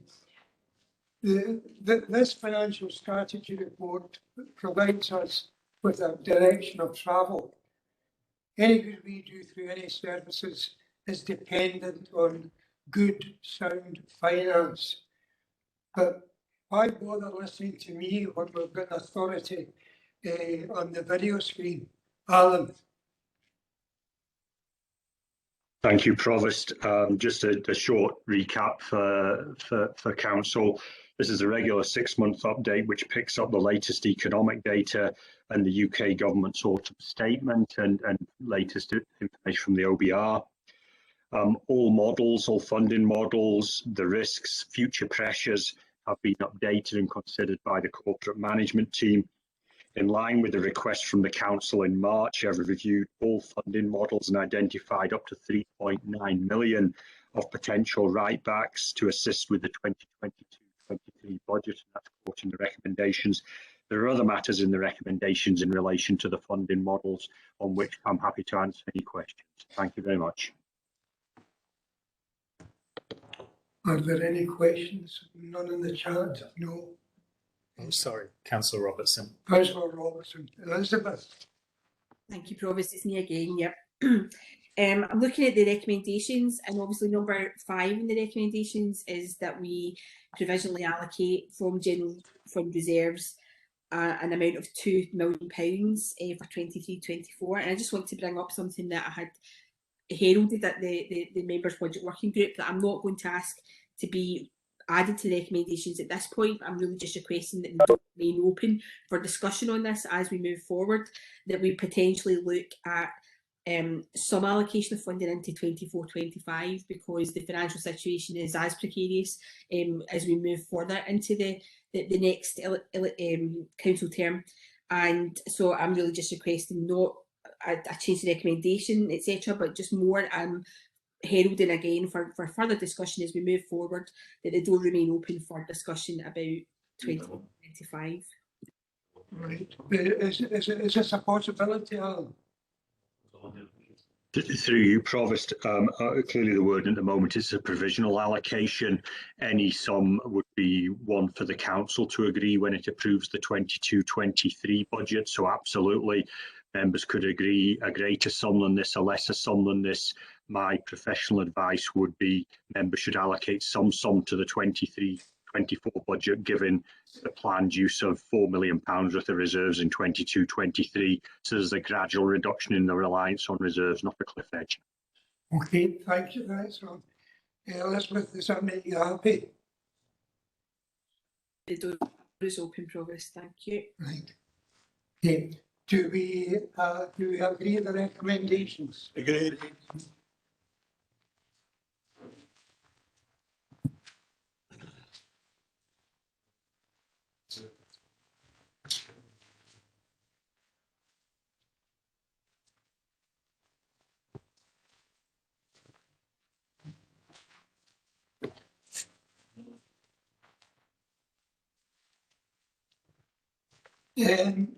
This is a report, this is item number 8, and it's a report on Treasury Management, the mid-year report of 2020-21. It's a remit from Policy and Resources. The Chartered Institute of Public Finance and Accountancy, CIFA as annual, requires local authorities to conduct a mid-year Treasury Management review for 2021-22. Now that's all the accountancy I know. So Alan, would you like to speak on this? Provost, so we had a discussion at the Policy and Resources Committee in terms of this. It's come as a remit for formal approval, and I'm happy to answer any questions. I think we've got one from the chambers here, Christopher. Yeah, thanks, Provost. It's just in 2.2, when you see the figure, it's so stark, £250 million in PPP debt. It should be illegal, you know, it's sadly not, but it's a scandal in so many facets. I just wonder, from a Chief Finance Officer point of view, the other Chief Finance Officer in other councils consider lobbying the Scottish Government to write this debt off?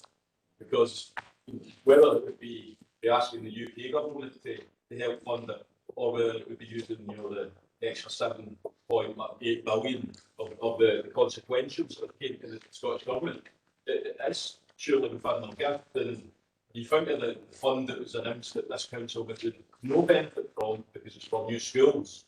Surely there's a compelling case that we should be highlighting this historic debt we're in, because it was the funding model that both Scottish and UK governments basically put us into. It was the only game in town in terms of making new schools, because, you know, we couldn't do normal capital borrowing, I assume, back when we took out these deals. So is there an appetite that certainly yourself and other Chief Finance Officers would pressure the Scottish Government into writing this debt off? Because it would free up a massive resource in Inverclyde. It would right a historic wrong, and it would also right the fact that Inverclyde is seeing zero benefit from the £1 million fund that's been established to build new schools, simply because, you know, credit for credit's due. Members over the last, 15-20 years had the foresight to build new schools well ahead of the Scottish Government, prioritising it, but we're of course left with massive debts, and other councils over the next 5 to 10 years are going to get massive windfalls to help them build new schools. Thanks, Christopher. Alan, public-private partnerships, your specialist subject. I would hesitate to say it is. I just want to clarify that the PPP debt is round about, the remaining PPP debt is round about 60 million from what I remember from the annual accounts. Obviously, the rest of the figure of about 200 million is borrowing from the markets of PWLB for the normal capital programme. I'm aware this is a highly political issue around PPP, and I've been asked since we signed the agreement in 2008 what my professional view is, and my professional view for the council taxpayers of Inverclyde has always been, because we were getting £6.066 million every year for 30 years towards this cost, it was cheaper than if we'd done it ourselves. That's the reality of it. In the last year, or this year's budget, we've got about 10.2 million of spend. You're knocking 6 million off that, so the net spend's 4.2 million. We couldn't have built, run, and done all the life cycle repairs, because the people who built the schools are tied to a very tight life cycle repair programme with the council for that sum of money. So I understand the wider public purse issue, and the issue is very similar to trying to get out of higher interest loans. There would be a massive penalty to pay. We're aware that the Scottish Government has bought out some PPP deals, and it has cost a lot of money. If somebody was to pay the council and to buy them out, of course we would welcome that, but I'm not sure where the money would come from to do that. It might just take money from another part of the Scottish Government that has exactly the same impact. But so from my perspective, the PPP project is running its course. We are getting the budget for it. We've got the guarantee of getting £6 million a year, and we will be left with, I hope, with the good work of the officers on the property side and education side, with schools that are still fit for purpose gifted to us at the end of the process. They'll have no debt on them as well. So I'm not an advocate for PPP, and I'm not a critique of PPP, but from an accounting perspective, it has not been a bad deal for Inverclyde's council taxpayers. That's a view from an accountant's perspective. You quite happy with that? I'm always happy with Mr. Puffin, Sue Provost. I think he touched on the point that the Scottish Government, under political pressure, bought out the PPP contracts for hospital parking and new hospitals in Scotland, because they said, well, it's not acceptable anymore. And Mr. Puffin's right, we do get this money, but other councils over the next decade are going to get schools built for free with Scottish Government funding. And, you know, that's a massive pot of money that we've never had the benefit of receiving, because we were ahead of the game building new schools. So I just think it's a political narrative to point out that we've got these great schools ahead of the game, but we're saddled with debt for decades to come. Whereas, you know, you're going to see across Scotland new schools getting built through the Scottish Government's funding vessel. And I think there is a political argument to be made that the Scottish Government should be writing off our debt to sort out the PPP contracts, the same way they were willing to do in a car park in Dundee, because it was politically unacceptable that nurses had to pay parking charges. I think it's politically unacceptable that we've got to pay all this debt every single year, when, as I said, they've got the budget in their budget for the next 5 years of this Parliament to build schools for free for their local authorities. I appreciate what you're saying, and I think there's some justice in what you're saying, but I also take into account the Chief Financial Officer's view of it, that it was a good deal at the time, a very good deal. And there is a certain unfairness that we're paying this back, but other authorities are not in the same position. And the hand and foresight of this of this council are benefiting from that lack of foresight anyway. Stephen, Ruth, Alan. Thank you, Provost. If I could just clarify, the funding that the Scottish Government has given councils and continues to give councils only pays a proportion of the costs. The council has to fund, from what I remember, around about 50% of the cost of building the school, and then has to pay for running the school. There's a new model out called the LEAP model, which is effectively quite a complicated revenue funding model as well. So I wouldn't want any elected member to get the impression that the Scottish Government is paying 100% of costs for building schools to councils. And when you look at it, the council is getting over 60% of the costs of building and running and repairing schools at the moment through the PPP deal. So against that, the PPP deal and the funding from the Scottish Government is looking, is looking good compared to what's on offer at the moment. Yeah, that's very clear. Thanks. Stephen? Yeah, Provost, I was going to make those very points that Alan's just made, but I was also going to, I suppose, remind colleagues, I know Chris has switched parties, but the council was recently, the Labour Party was really recently criticised by Stuart McMillan MSP, and I was asked to respond to a statement he gave the Greenock Telegraph attacking Labour's record on PPP, and I had to point out to Stuart that Inverclyde Schools PPP is an SNP government PPP. It was signed in 2008, and we are getting generously £6 million a year from the SNP government to help fund our PPP. And as Alan said, it is value for money when compared to the public sector comparator. As far as we're concerned, might not be necessarily for the Scottish Government, but certainly for Inverclyde, it has represented a good financial deal for Inverclyde. Right, Stephen. Do we agree with the recommendation? Agreed. Agreed. We're getting there. This is trust business.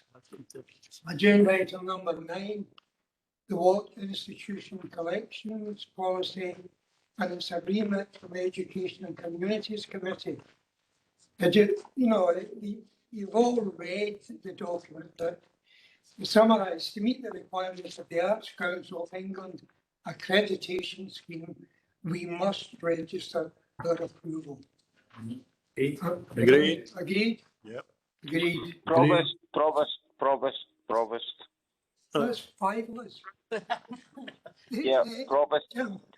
Jim. Yeah, at the Education and Communities Committee, you may remember I did ask Alana a couple of questions. Well, I asked her, I think it was 1, perhaps 2 questions, but certainly one was regarding about any works that we had we'd lent out to other authorities or museums or whatever, and she did come back to me, thankfully, with that information.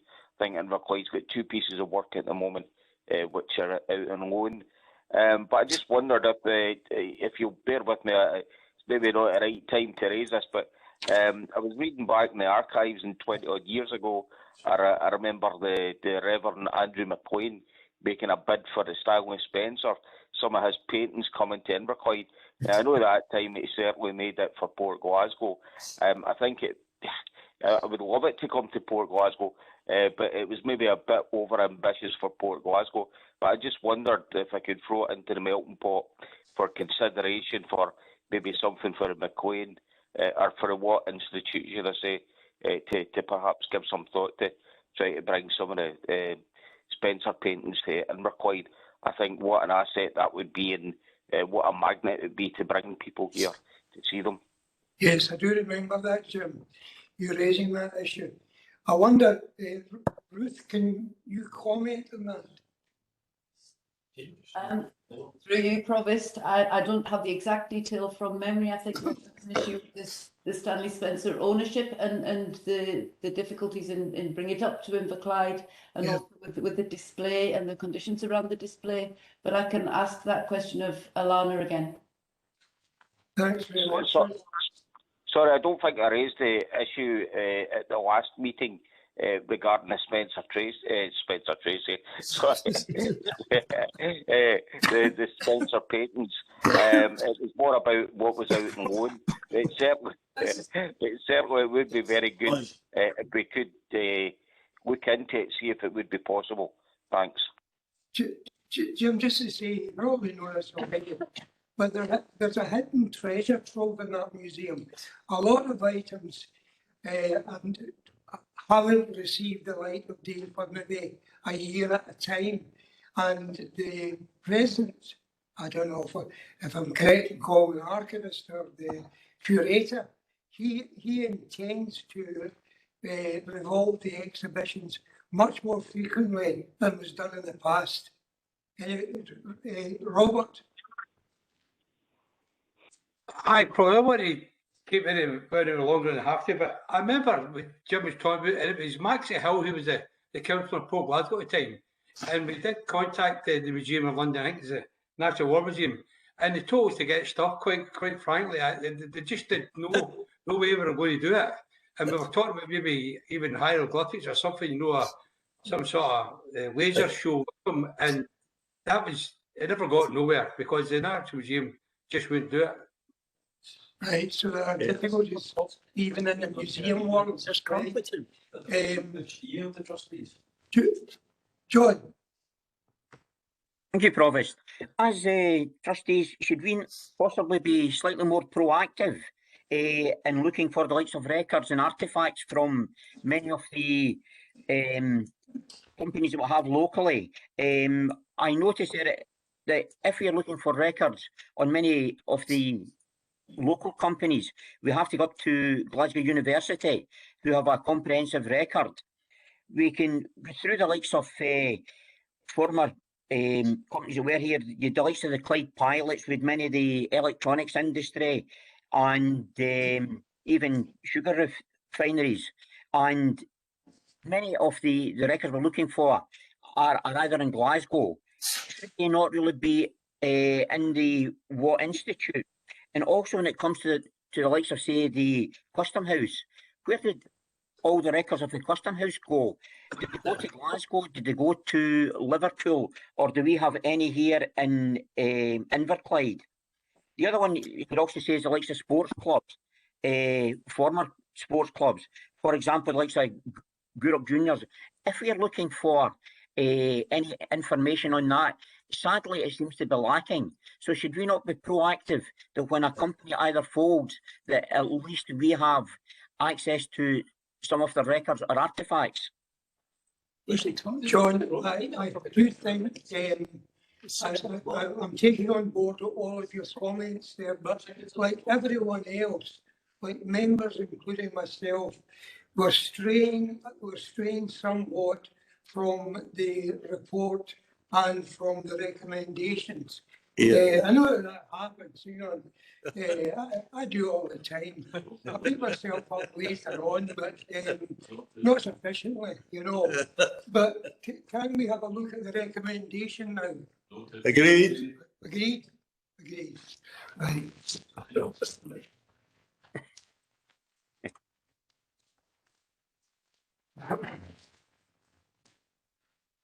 Right. Item number 10 is a trust fund annual accounts 2020-21. Some of the boys in that corner are a bit noisy. Right. Right. Issue the punishment exercise. Right. It's Brooks. Right. The trust fund annual account 2021. This refers to the annual accounts of two trust funds, the Birkmeyer Trust and the Watt Institution. It also includes the word, I'm sure you've seen, homologate. I used to think that was a threat, as in, I'll homologate. Matt, is Matt here?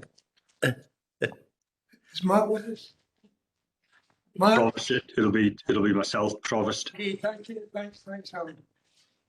Thank you. And obviously councillors are all sitting as trustees at the moment to consider the accounts for the Birkmeyer Trust and the Watt Trust. And the annual accounts for the period to the 31st of March are attached, and seeking approval for the Provost as chair of the trusts and myself as the honorary treasurer of the trust to sign the accounts. The report also seeks approval for the use of £40,000 from the Birkmeyer Trust, which was allocated a couple of years ago by the trustees, and the uses have now been identified and included in the recommendation. I'm happy to answer any questions. Stephen? Yeah, thanks, Provost. Happy to support the recommendations in the report. It was me that asked for the 40,000 to be allocated 2 years ago, and obviously the pandemic has got in the way in that time, but some of the money has obviously been committed, and it's good to see the rest of the money will be put towards a new mugger in Birkmire Park, or replacing the existing mugger in Birkmire Park. I know Councillor Wilson has obviously already taken credit for these developments, but I'm sure he will be happy to acknowledge when he's speaking to people that I was the person who originally proposed that funding is allocated for these purposes. Provost, I'm happy to second Councillor McCabe's proposal. Stephen, have you anything to add? No, that was just me getting a wee dig at Councillor Wilson. Yes. Hopefully I'll not be suspended for the rest of the meeting, or hopefully I will be suspended for the rest of the meeting. You need support to dig that hole. There are no further questions, I think. Do we agree the recommendation? Agreed. Now, we have an extra item, and back to the chase, we should have the document. Right. This item refers to a cut to Inverclyde's Challenge Authority education funding. It's a request by Councillor Christopher McLean. When I first heard of Christopher's motion, I did have doubts about the urgency requirement. But I thought, oh, well, I could see two sides of an argument. And after all, it's Christmas, right? Thanks very much, Provost, for seeing the light on that matter. I know time's getting on. Some members may welcome a motion to remove them from the meeting now, so I'll try and be quick. Councillor Quality, incidentally, back I think in 2018, when the Scottish Government's own reporters said, said that Inverclyde was, groundbreaking the work it was doing to tackle the poverty-related attainment challenge. That's an SNP government. And Councillor Quality was more than happy to promote that, because that's exactly what our officials were doing with the money that we had been given. It should be apolitical. I mentioned earlier on, I'm an existential nationalist, so I should be able to say that Inverclyde shouldn't face a £2 million plus cut to its attainment funding without anyone thinking, well, I must be solving independence. So I would challenge, I would hope my colleagues in the SNP would think, this is something that we should all unite on this point. The work that the challenge funding does in Inverclyde is transformative. We hear the word additionality. It's additional stuff that only happens because that funding comes here.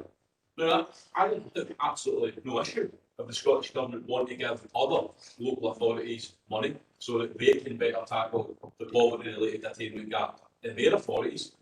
One might argue, though, that if we spread the pie across the whole country, then you're not actually reducing the poverty-related attainment gap, because, everyone moves up but the gap stays the same when you move away from specifically targeting the challenge authorities, which we are one of.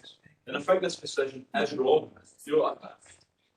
I did read the press release from the Scottish Government, and I know Councillor McCabe that welcomed the overall redesign of funding, and I accept that as a convener of a spokesperson of a remit and cause, that sometimes you need to put your name to statements, but I very much doubt that Councillor McCabe, someone that can be accused of shouting cuts, on a weekly basis, thinks that this is a cut that Inverclyde should be standing back and accepting.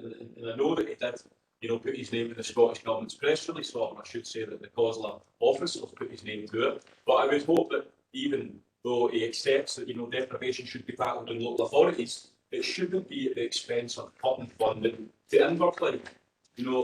Depending on the funding formula that the Scottish Government use, it could be upwards of £2.7 million, albeit they've agreed that they'll soften over the next 4 years. But that means that there's going to be a year-on-year cut, and it means that we're going to find it difficult to plan going forward. And that additionality, how do you plan for the future when you've got a cut coming over the horizon? How do you bring on staff with HR and legal implications, of them effectively having to become permanent employees when you know that there's a cut coming over the horizon, whether it's in 4 years, but actually the money's going to be cut as of the Scottish Government's budget that it sends the draft in December. And that is the urgency, I think, Provost, because I don't think that the Chief Executive and the leader had the opportunity to raise this with the Cabinet Secretary for Finance and Economy with the Mayor for, and she will set a budget before we've had the opportunity to meet again. And I think as a council we should be going direct to the First Minister. No, I remember welcoming the Scottish Government's Cabinet downstairs back in 2015, and the message was, judge me on attainment. Inverclyde's got one of the highest poverty-related attainment gaps in all of Scotland. Judge me on that. Therefore, to judge the Scottish Government on that, then cutting Inverclyde's funding that specifically is targeted at that aspect, something that's going to be even more difficult because of the pandemic, well, you would have to say that the judgment would be failure. Because if you want to cut the budget to Inverclyde of over £2 million that's targeted at the attainment challenge that we have managed to get because we are currently a challenge authority, then I think that's just a really sad indictment on the government's priorities. And I think that everyone in this chamber and those online should be coming together to say that, you know, we stand up for Inverclyde on this matter. The funding should be protected. It should be promised in this budget, not just in this budget, but for the lifetime of this Parliament. And of course, it does synergise with the letter that's already been mandated to the Chief Executive. So if members agree to this, perhaps instead of sending 2 letters, then the Chief Executive may want to crystallise all the points in 1 letter. But we should be making those points to the First Minister directly, because it was the First Minister that said, judge me on education, judge me on this attainment gap. And if you cut £2.7 million from our funding, that's many kids in Inverclyde in a post-pandemic world are going to end up with that outcome from education, which is much worse than it could have been if they kept this funding in place. So I would ask members to put politics to the side to say, I think you can back something that goes against the Scottish Government without, you know, having to throw your independence supporting credentials away. Understand how politics works. I reserve myself to defend Police Scotland because I thought it was an SNP body, you know, but what does that ultimately get? You get bad decisions and you get bad outcomes for Inverclyde. So I'd ask members to please support this request for me today. Thanks, Christopher. Stephen.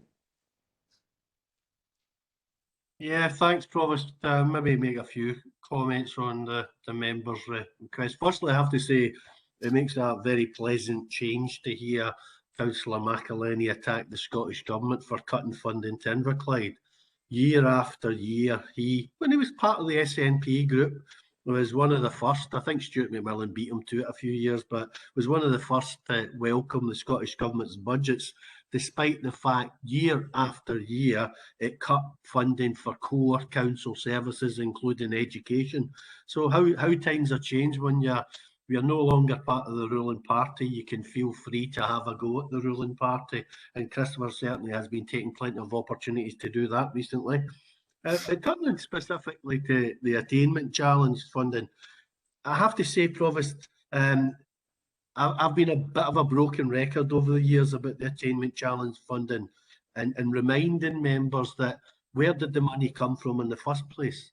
It came from the Scottish Government cutting councils' budgets and putting into a ring-fenced challenge fund. And yes, they gave us the money back and told us what we were to do with the money. And yes, Inverclyde, because we were fortunate or unfortunate, depending how you view it, to be classified as a challenge authority, we have disproportionately benefited over the years. So over the past 7 years, we have received over £19 million from this element of the attainment challenge funding. Because remember, there's other elements to the attainment challenge funding, including pupil equity funding. So that £19 million absolutely has been very welcome to Inverclyde, despite, it says, the fact that much of it was actually cut from our budget in the first place. And a lot of the things that were restored under the attainment challenge funding were things that were taken out of the system previously because of year-on-year austerity cuts to councils' budgets. But we were always clear as a council, and officers were always clear, there was no guarantee that this funding would continue indefinitely. And that we always knew we needed to have a plan that we made the best use of these resources for as long as they were available, and that we used that to embed good practices within our schools to ensure that if the funding was withdrawn at some point in time or reduced, that we would have been able to continue a lot of that work, closing the attainment gap but with reduced resources. So there was never any guarantee that funding was going to continue. And the reality is what's happened over the last few years is those council areas who aren't challenge authorities and who would argue that they've got their own significant pockets of deprivation, they're not all affluent, leafy suburbs, have been saying, why can't we get a share of this money? And the government obviously has decided that it's not going to increase the share of money.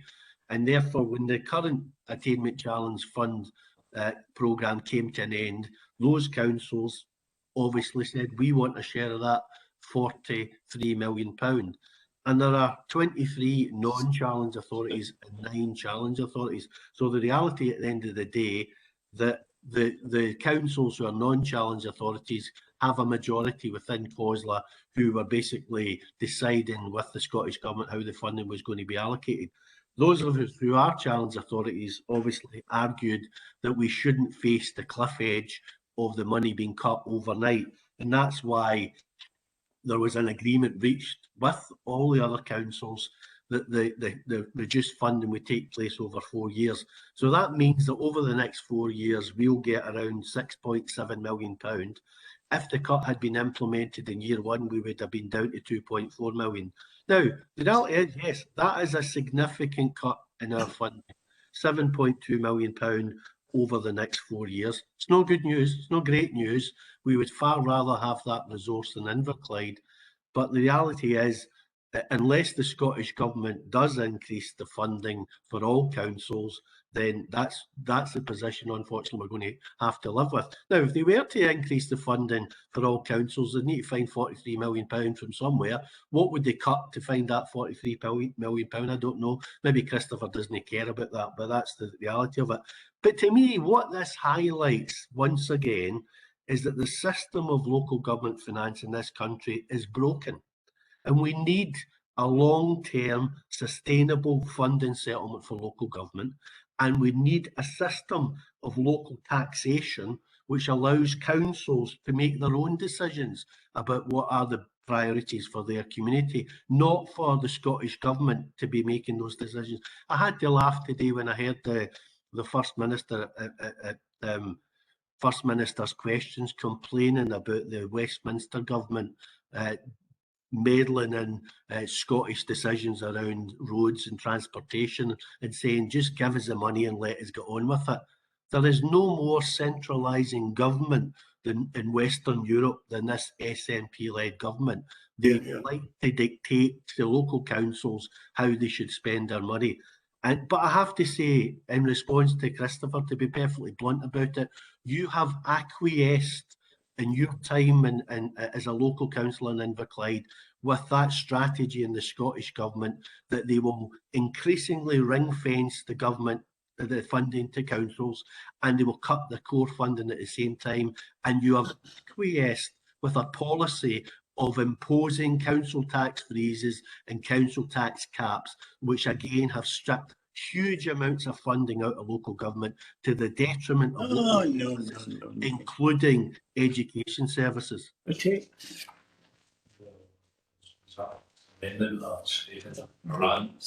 Comment. Elizabeth. Thank you, Provost. The comments I'd like to make really span from my time as an employee within education at the start of the Attainment Challenge to my position now as a councillor for this authority. Uniquely having worn both hats, I do feel quite passionately about this issue. Because we're one of the most deprived areas in Scotland, we got a 5-year head start on the Attainment Challenge funding. In the context of being one of the 9 challenge authorities was to work to close the poverty-related attainment gap in our schools, to do this in a sustainable way as possible, with the ever-present question posed being, what is your exit strategy? Provost, this funding was never supposed to be long-term funding, and anyone who hasn't grasped that was either not paying attention, didn't understand, or is now trying to undermine the remarkable context that Inverclyde is actually now in, which is that we have been one of, if not the most successful of the 9 challenge authorities in narrowing our poverty-related attainment gap. We've been completely honourable in using this multi-million-pound investment to build capacity within our system.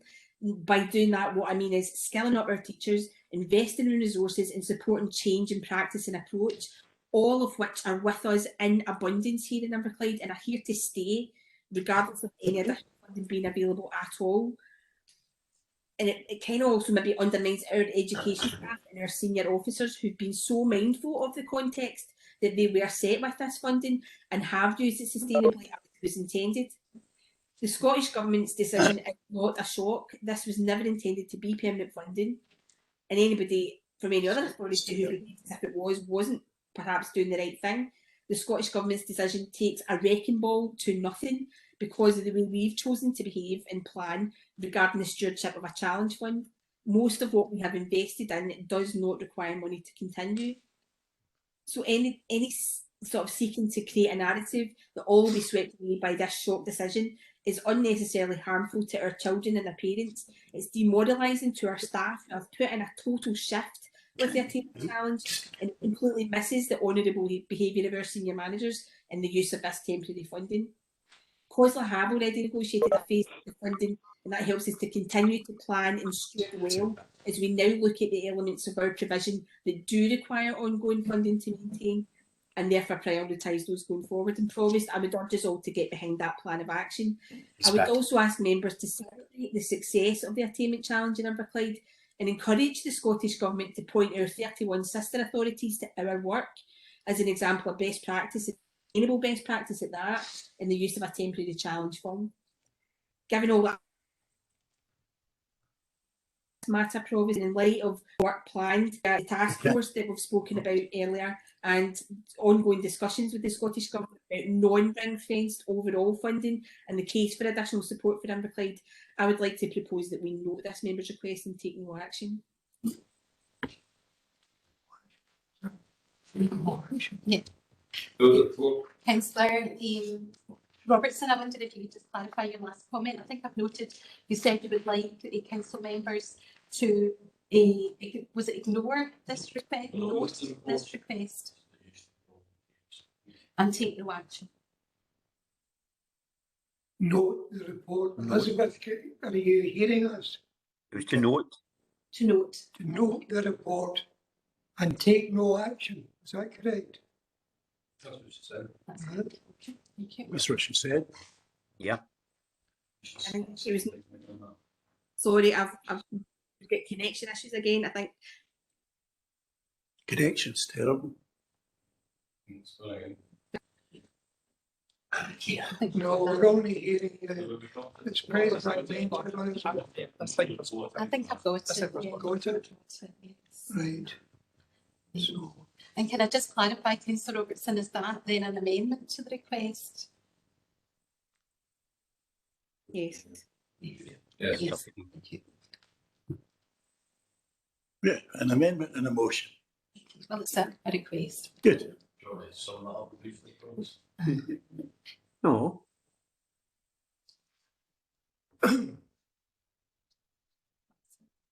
Sorry, Provost, through you, Councillor Brooks has got slide one. Graham. Thanks very much. Yeah, well, obviously, we've heard lots of politics here, and why not? There is a big politics. We are in the chamber, and we can look back to whether the Scottish Government is or isn't ring-fencing money and telling us what to do. We can look at the level of funds for the UK Government and how it has been brought in to Scotland on devolved areas, and whether it's right or wrong is a political debate. But the paper that's before us today, that's been tabled, or the request that's before us today, that's been tabled by Chris McElhenney, is simply looking forward to the future. And it's looking about real pounds, shillings and pence going forward.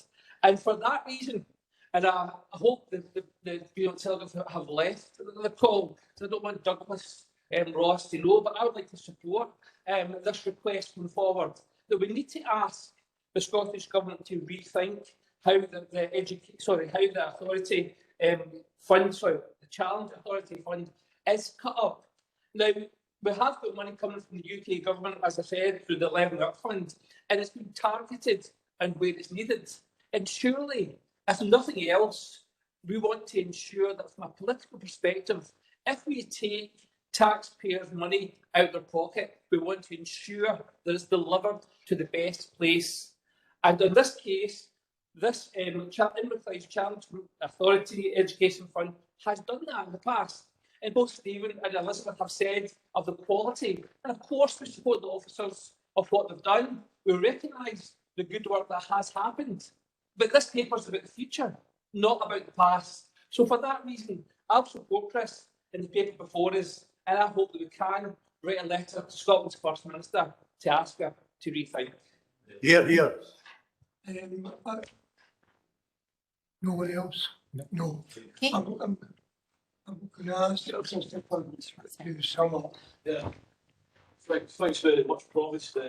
You know, I did forget to say at the start, this is the first time I've been in the Chambers since July 2020, so I forgot to say that at the start of the meeting. So congratulate the new Chief Executive, the new Head of Legal, all the new directors that I've not seen for so many years, and thank them for all the work they've been doing during the pandemic. They're glad to see you. Because it's an important point, because, you know, so much work does go on unsung by heroes. And, you know, as Councillor Robertson, you know, she read out a very good statement on why, you know, we should support a £2 million funding cut to Inverclyde. But when you read the body of what I'm asking here, they're saying don't cut funding to Inverclyde. I mean, that's it.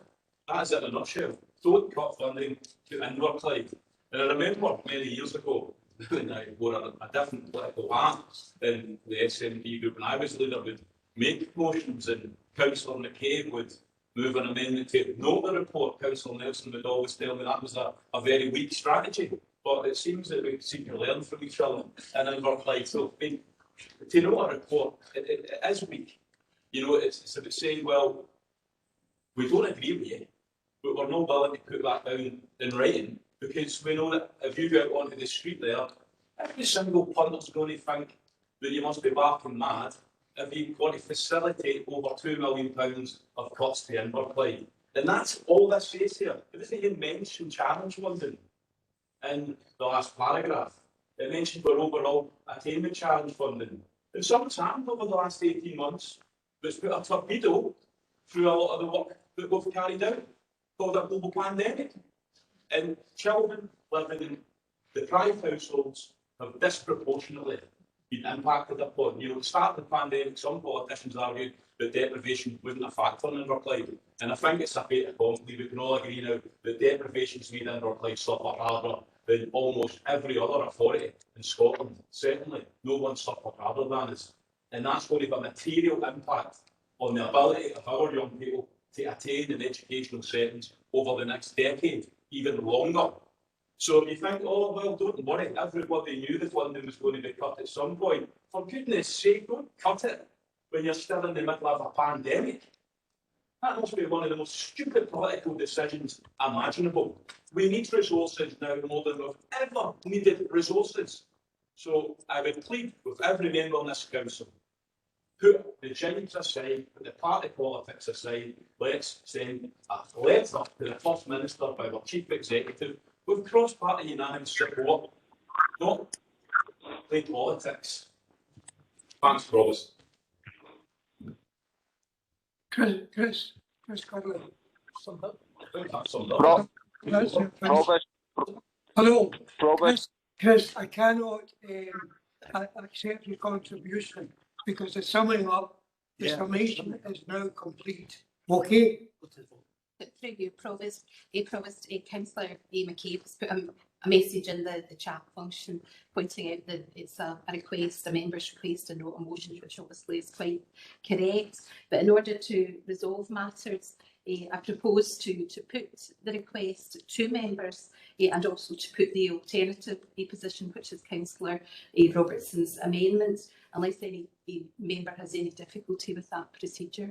No. Yeah, just to clarify on that, that's the reason I put that in the chat, because we treated it as a debate and allowed Councillor McElhenney to sum up, which I don't think we should have done.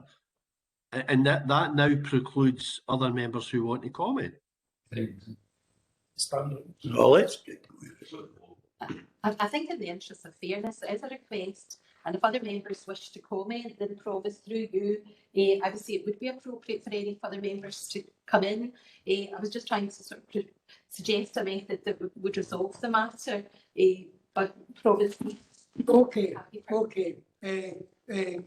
Christopher, you were cut off in your prime.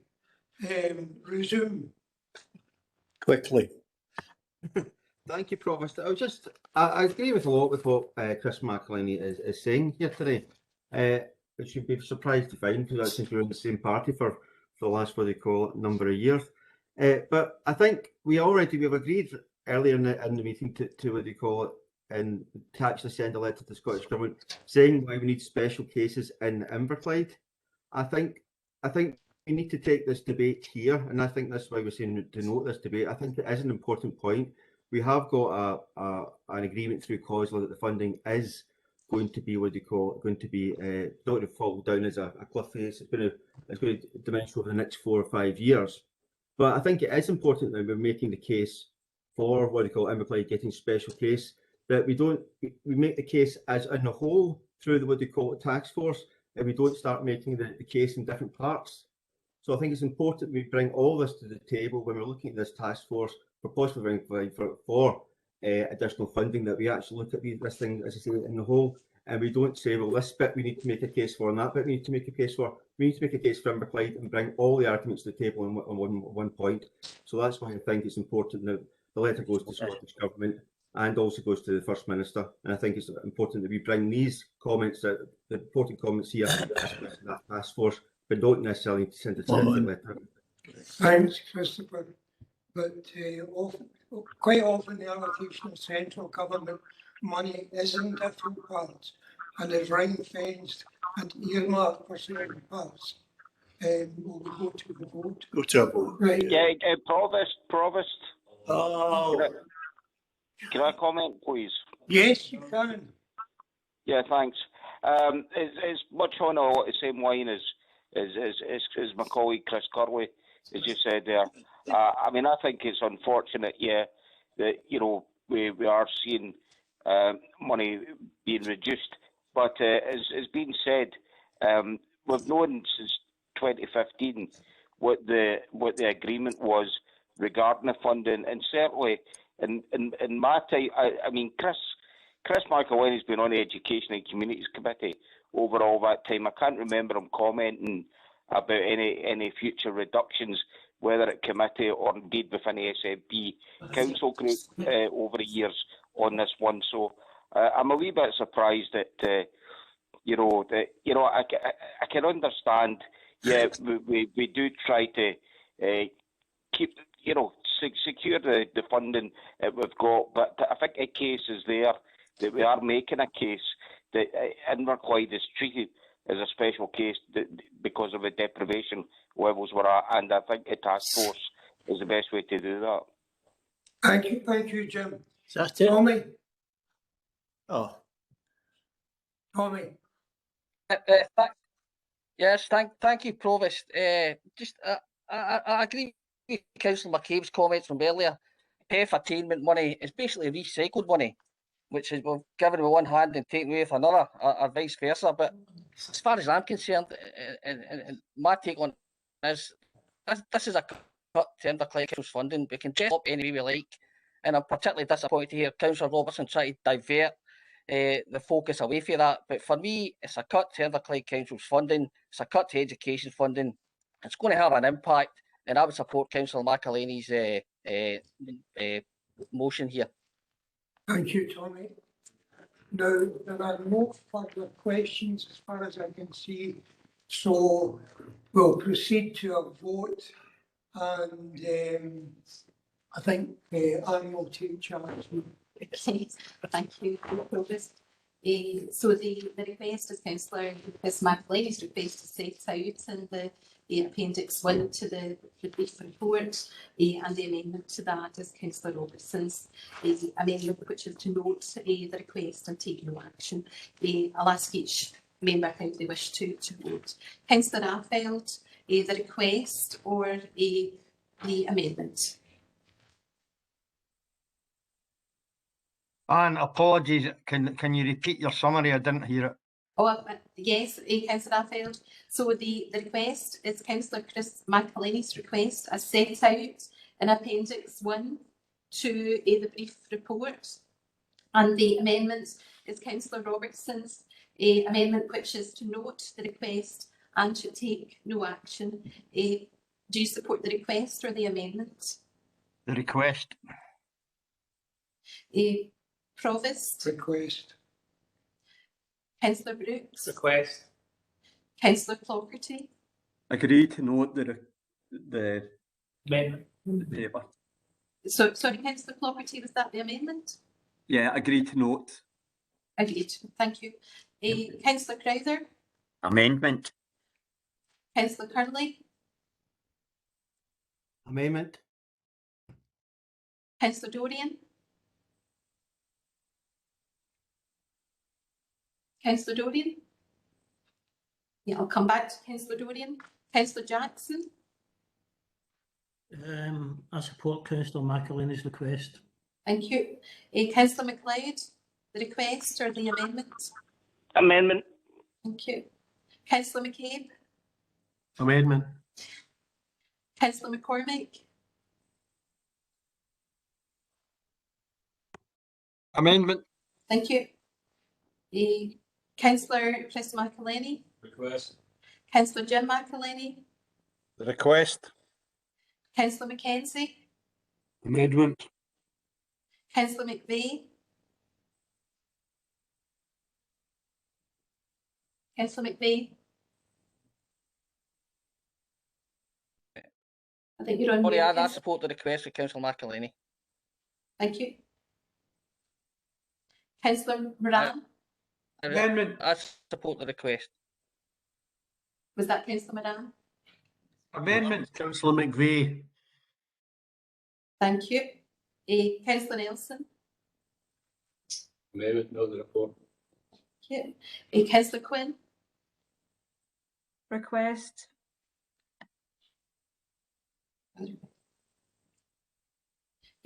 I've noted that Councillor Rebecca has left the meeting. Still present. He's still there. Was it still there? Apologies. Councillor Rebecca? I just seen there was the vote and as I had to leave, but I'll request. Thank you.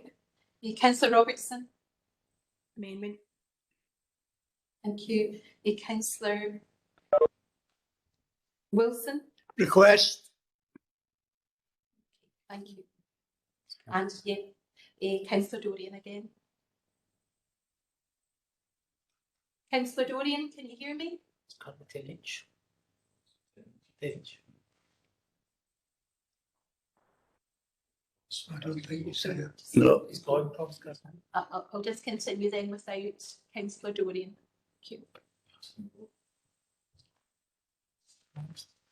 Thank you.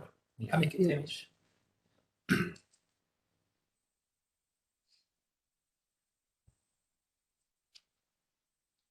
Toss a coin. Promise Castle. Promise Castle. Okay.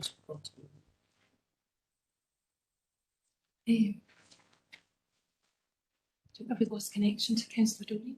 Yeah. It's still on this. Huh? I went down to see Provost. I wonder if it would be appropriate to maybe brief adjournment in order No. to give them an opportunity to vote. No.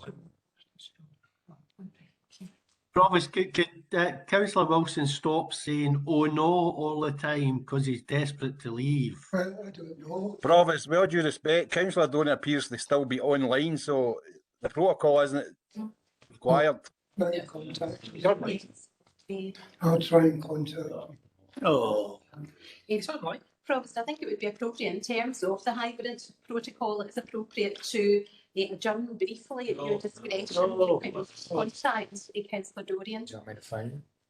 Is that me to go phone him? It's only if he's lost contact. Well, I'm sure our IT consultant can advise. But even if he hasn't lost contact, the hybrid model says if he can't speak because of mute, I'm choosing not to speak. we don't know that, what do we, until somebody's spoken? We don't know if somebody's... You'll be getting text all the time to tell him what's it. That's not democratic. He's either there or he's not. Is he listening to the debate? That's a good point. We don't even know to listen to the debate, so not safe. We should have bells like I've got at Westminster. It's to vote on something that he's not even listened to. No, that's just. No, that's outrageous. You may have been listening to us, you never know. His resources are needed. Line's busy. Line's busy. Okay, we're not. Move the broadcast. Being it's 10:10. Well, I make it 10:10. What's But that's been voted on. Okay, so in terms of 41, case 2 votes, it's been approved. This is murder. Cast and vote, separate. That's voted already. Yeah, we have a second vote. Yeah. So is it? Yeah. Through you, Provost, it would appear that we have lost Councillor Dorian and we're unable to make contact with him.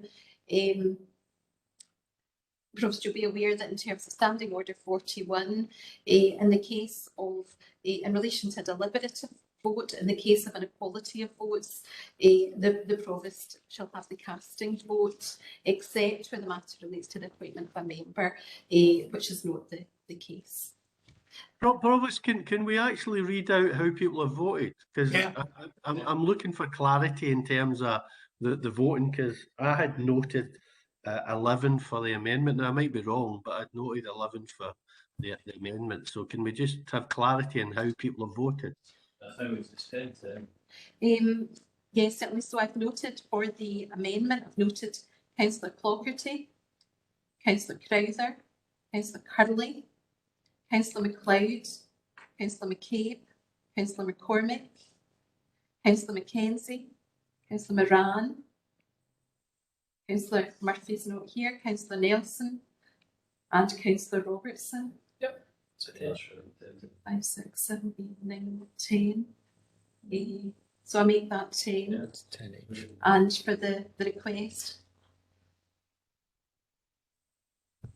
again, 10 votes. You need to see the names. Sorry. What did see the name? Provost vote? Wait, With the wait, request, the name? yes. Yeah.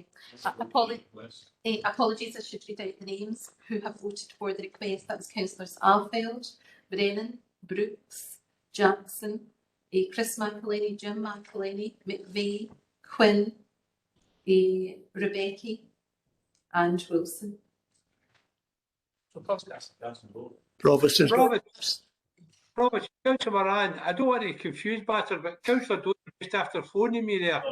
Saying how you've phoned in. So, if for somebody to get his phone number, I think suggest you give him a phone. No. Actually, out of order. Do you want Yeah. that fine? I mean, I can see how the chief legal officer can think that, having a roll call, telling the Provost it's a tie and he's going to cast and vote, can somehow allow another vote to be added. Less with the pointing finger. Okay.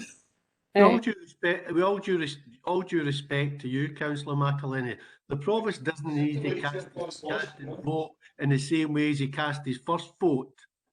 Well, I'm trying to put it to a cast and vote. Through you, Provost, it's my understanding that Councillor Dorian had been present during this item of business, and I think in the interest of fairness, Councillor Dorian should be given an opportunity to cast his vote if he's able to do so.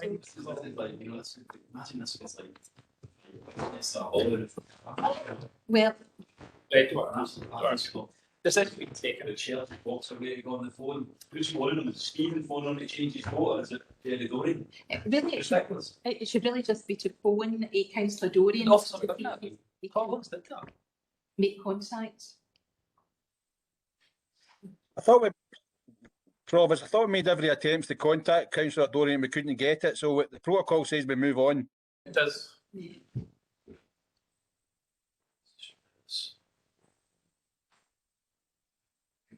See who the streamers are. Provost, can I get a response to that point, please? I didn't hear it. I says the protocol says we made every attempt to contact Councillor Dorian, as which we have done. So the protocol says we're unable to contact him. We move on. Is that you? We've got a vote here, right? No, I'm not accepting No, this. I don't don't expect expect it. it. No, I don't this expect it. is absolutely democratically disgraceful. Well, it's tied. It's embarrassing this council. And this must be streamed. It's And the the thing is, request. right, and people will see that this is embarrassing, and I would call senior officers to intervene now to save the council any more reputational damage. I think we probably, if Councillor Gordon's not able to join the meeting, I think we should move on to the casting votes. Yeah, I think it was appropriate that we tried to make all efforts to contact Councillor Dorian. Well, I mean. Excuse me, is it not a case that it should be a specified length of time? Yes, it's over. Right, okay. Request. I'm voting for the amendment. I hope council are getting an attention on his council phone, because that's kept viral, of course, isn't it? Embarrassing. It's still streaming the post. What about the business in the appendix before anyone leaves? Leaving the meeting, because that meeting is an embarrassment. And with all due respect, Provost, you have not conducted yourself well. Anyone wish to add, business in the appendix? Business in the appendix. No, that's it, we're over, we're finished. Thank you, Provost.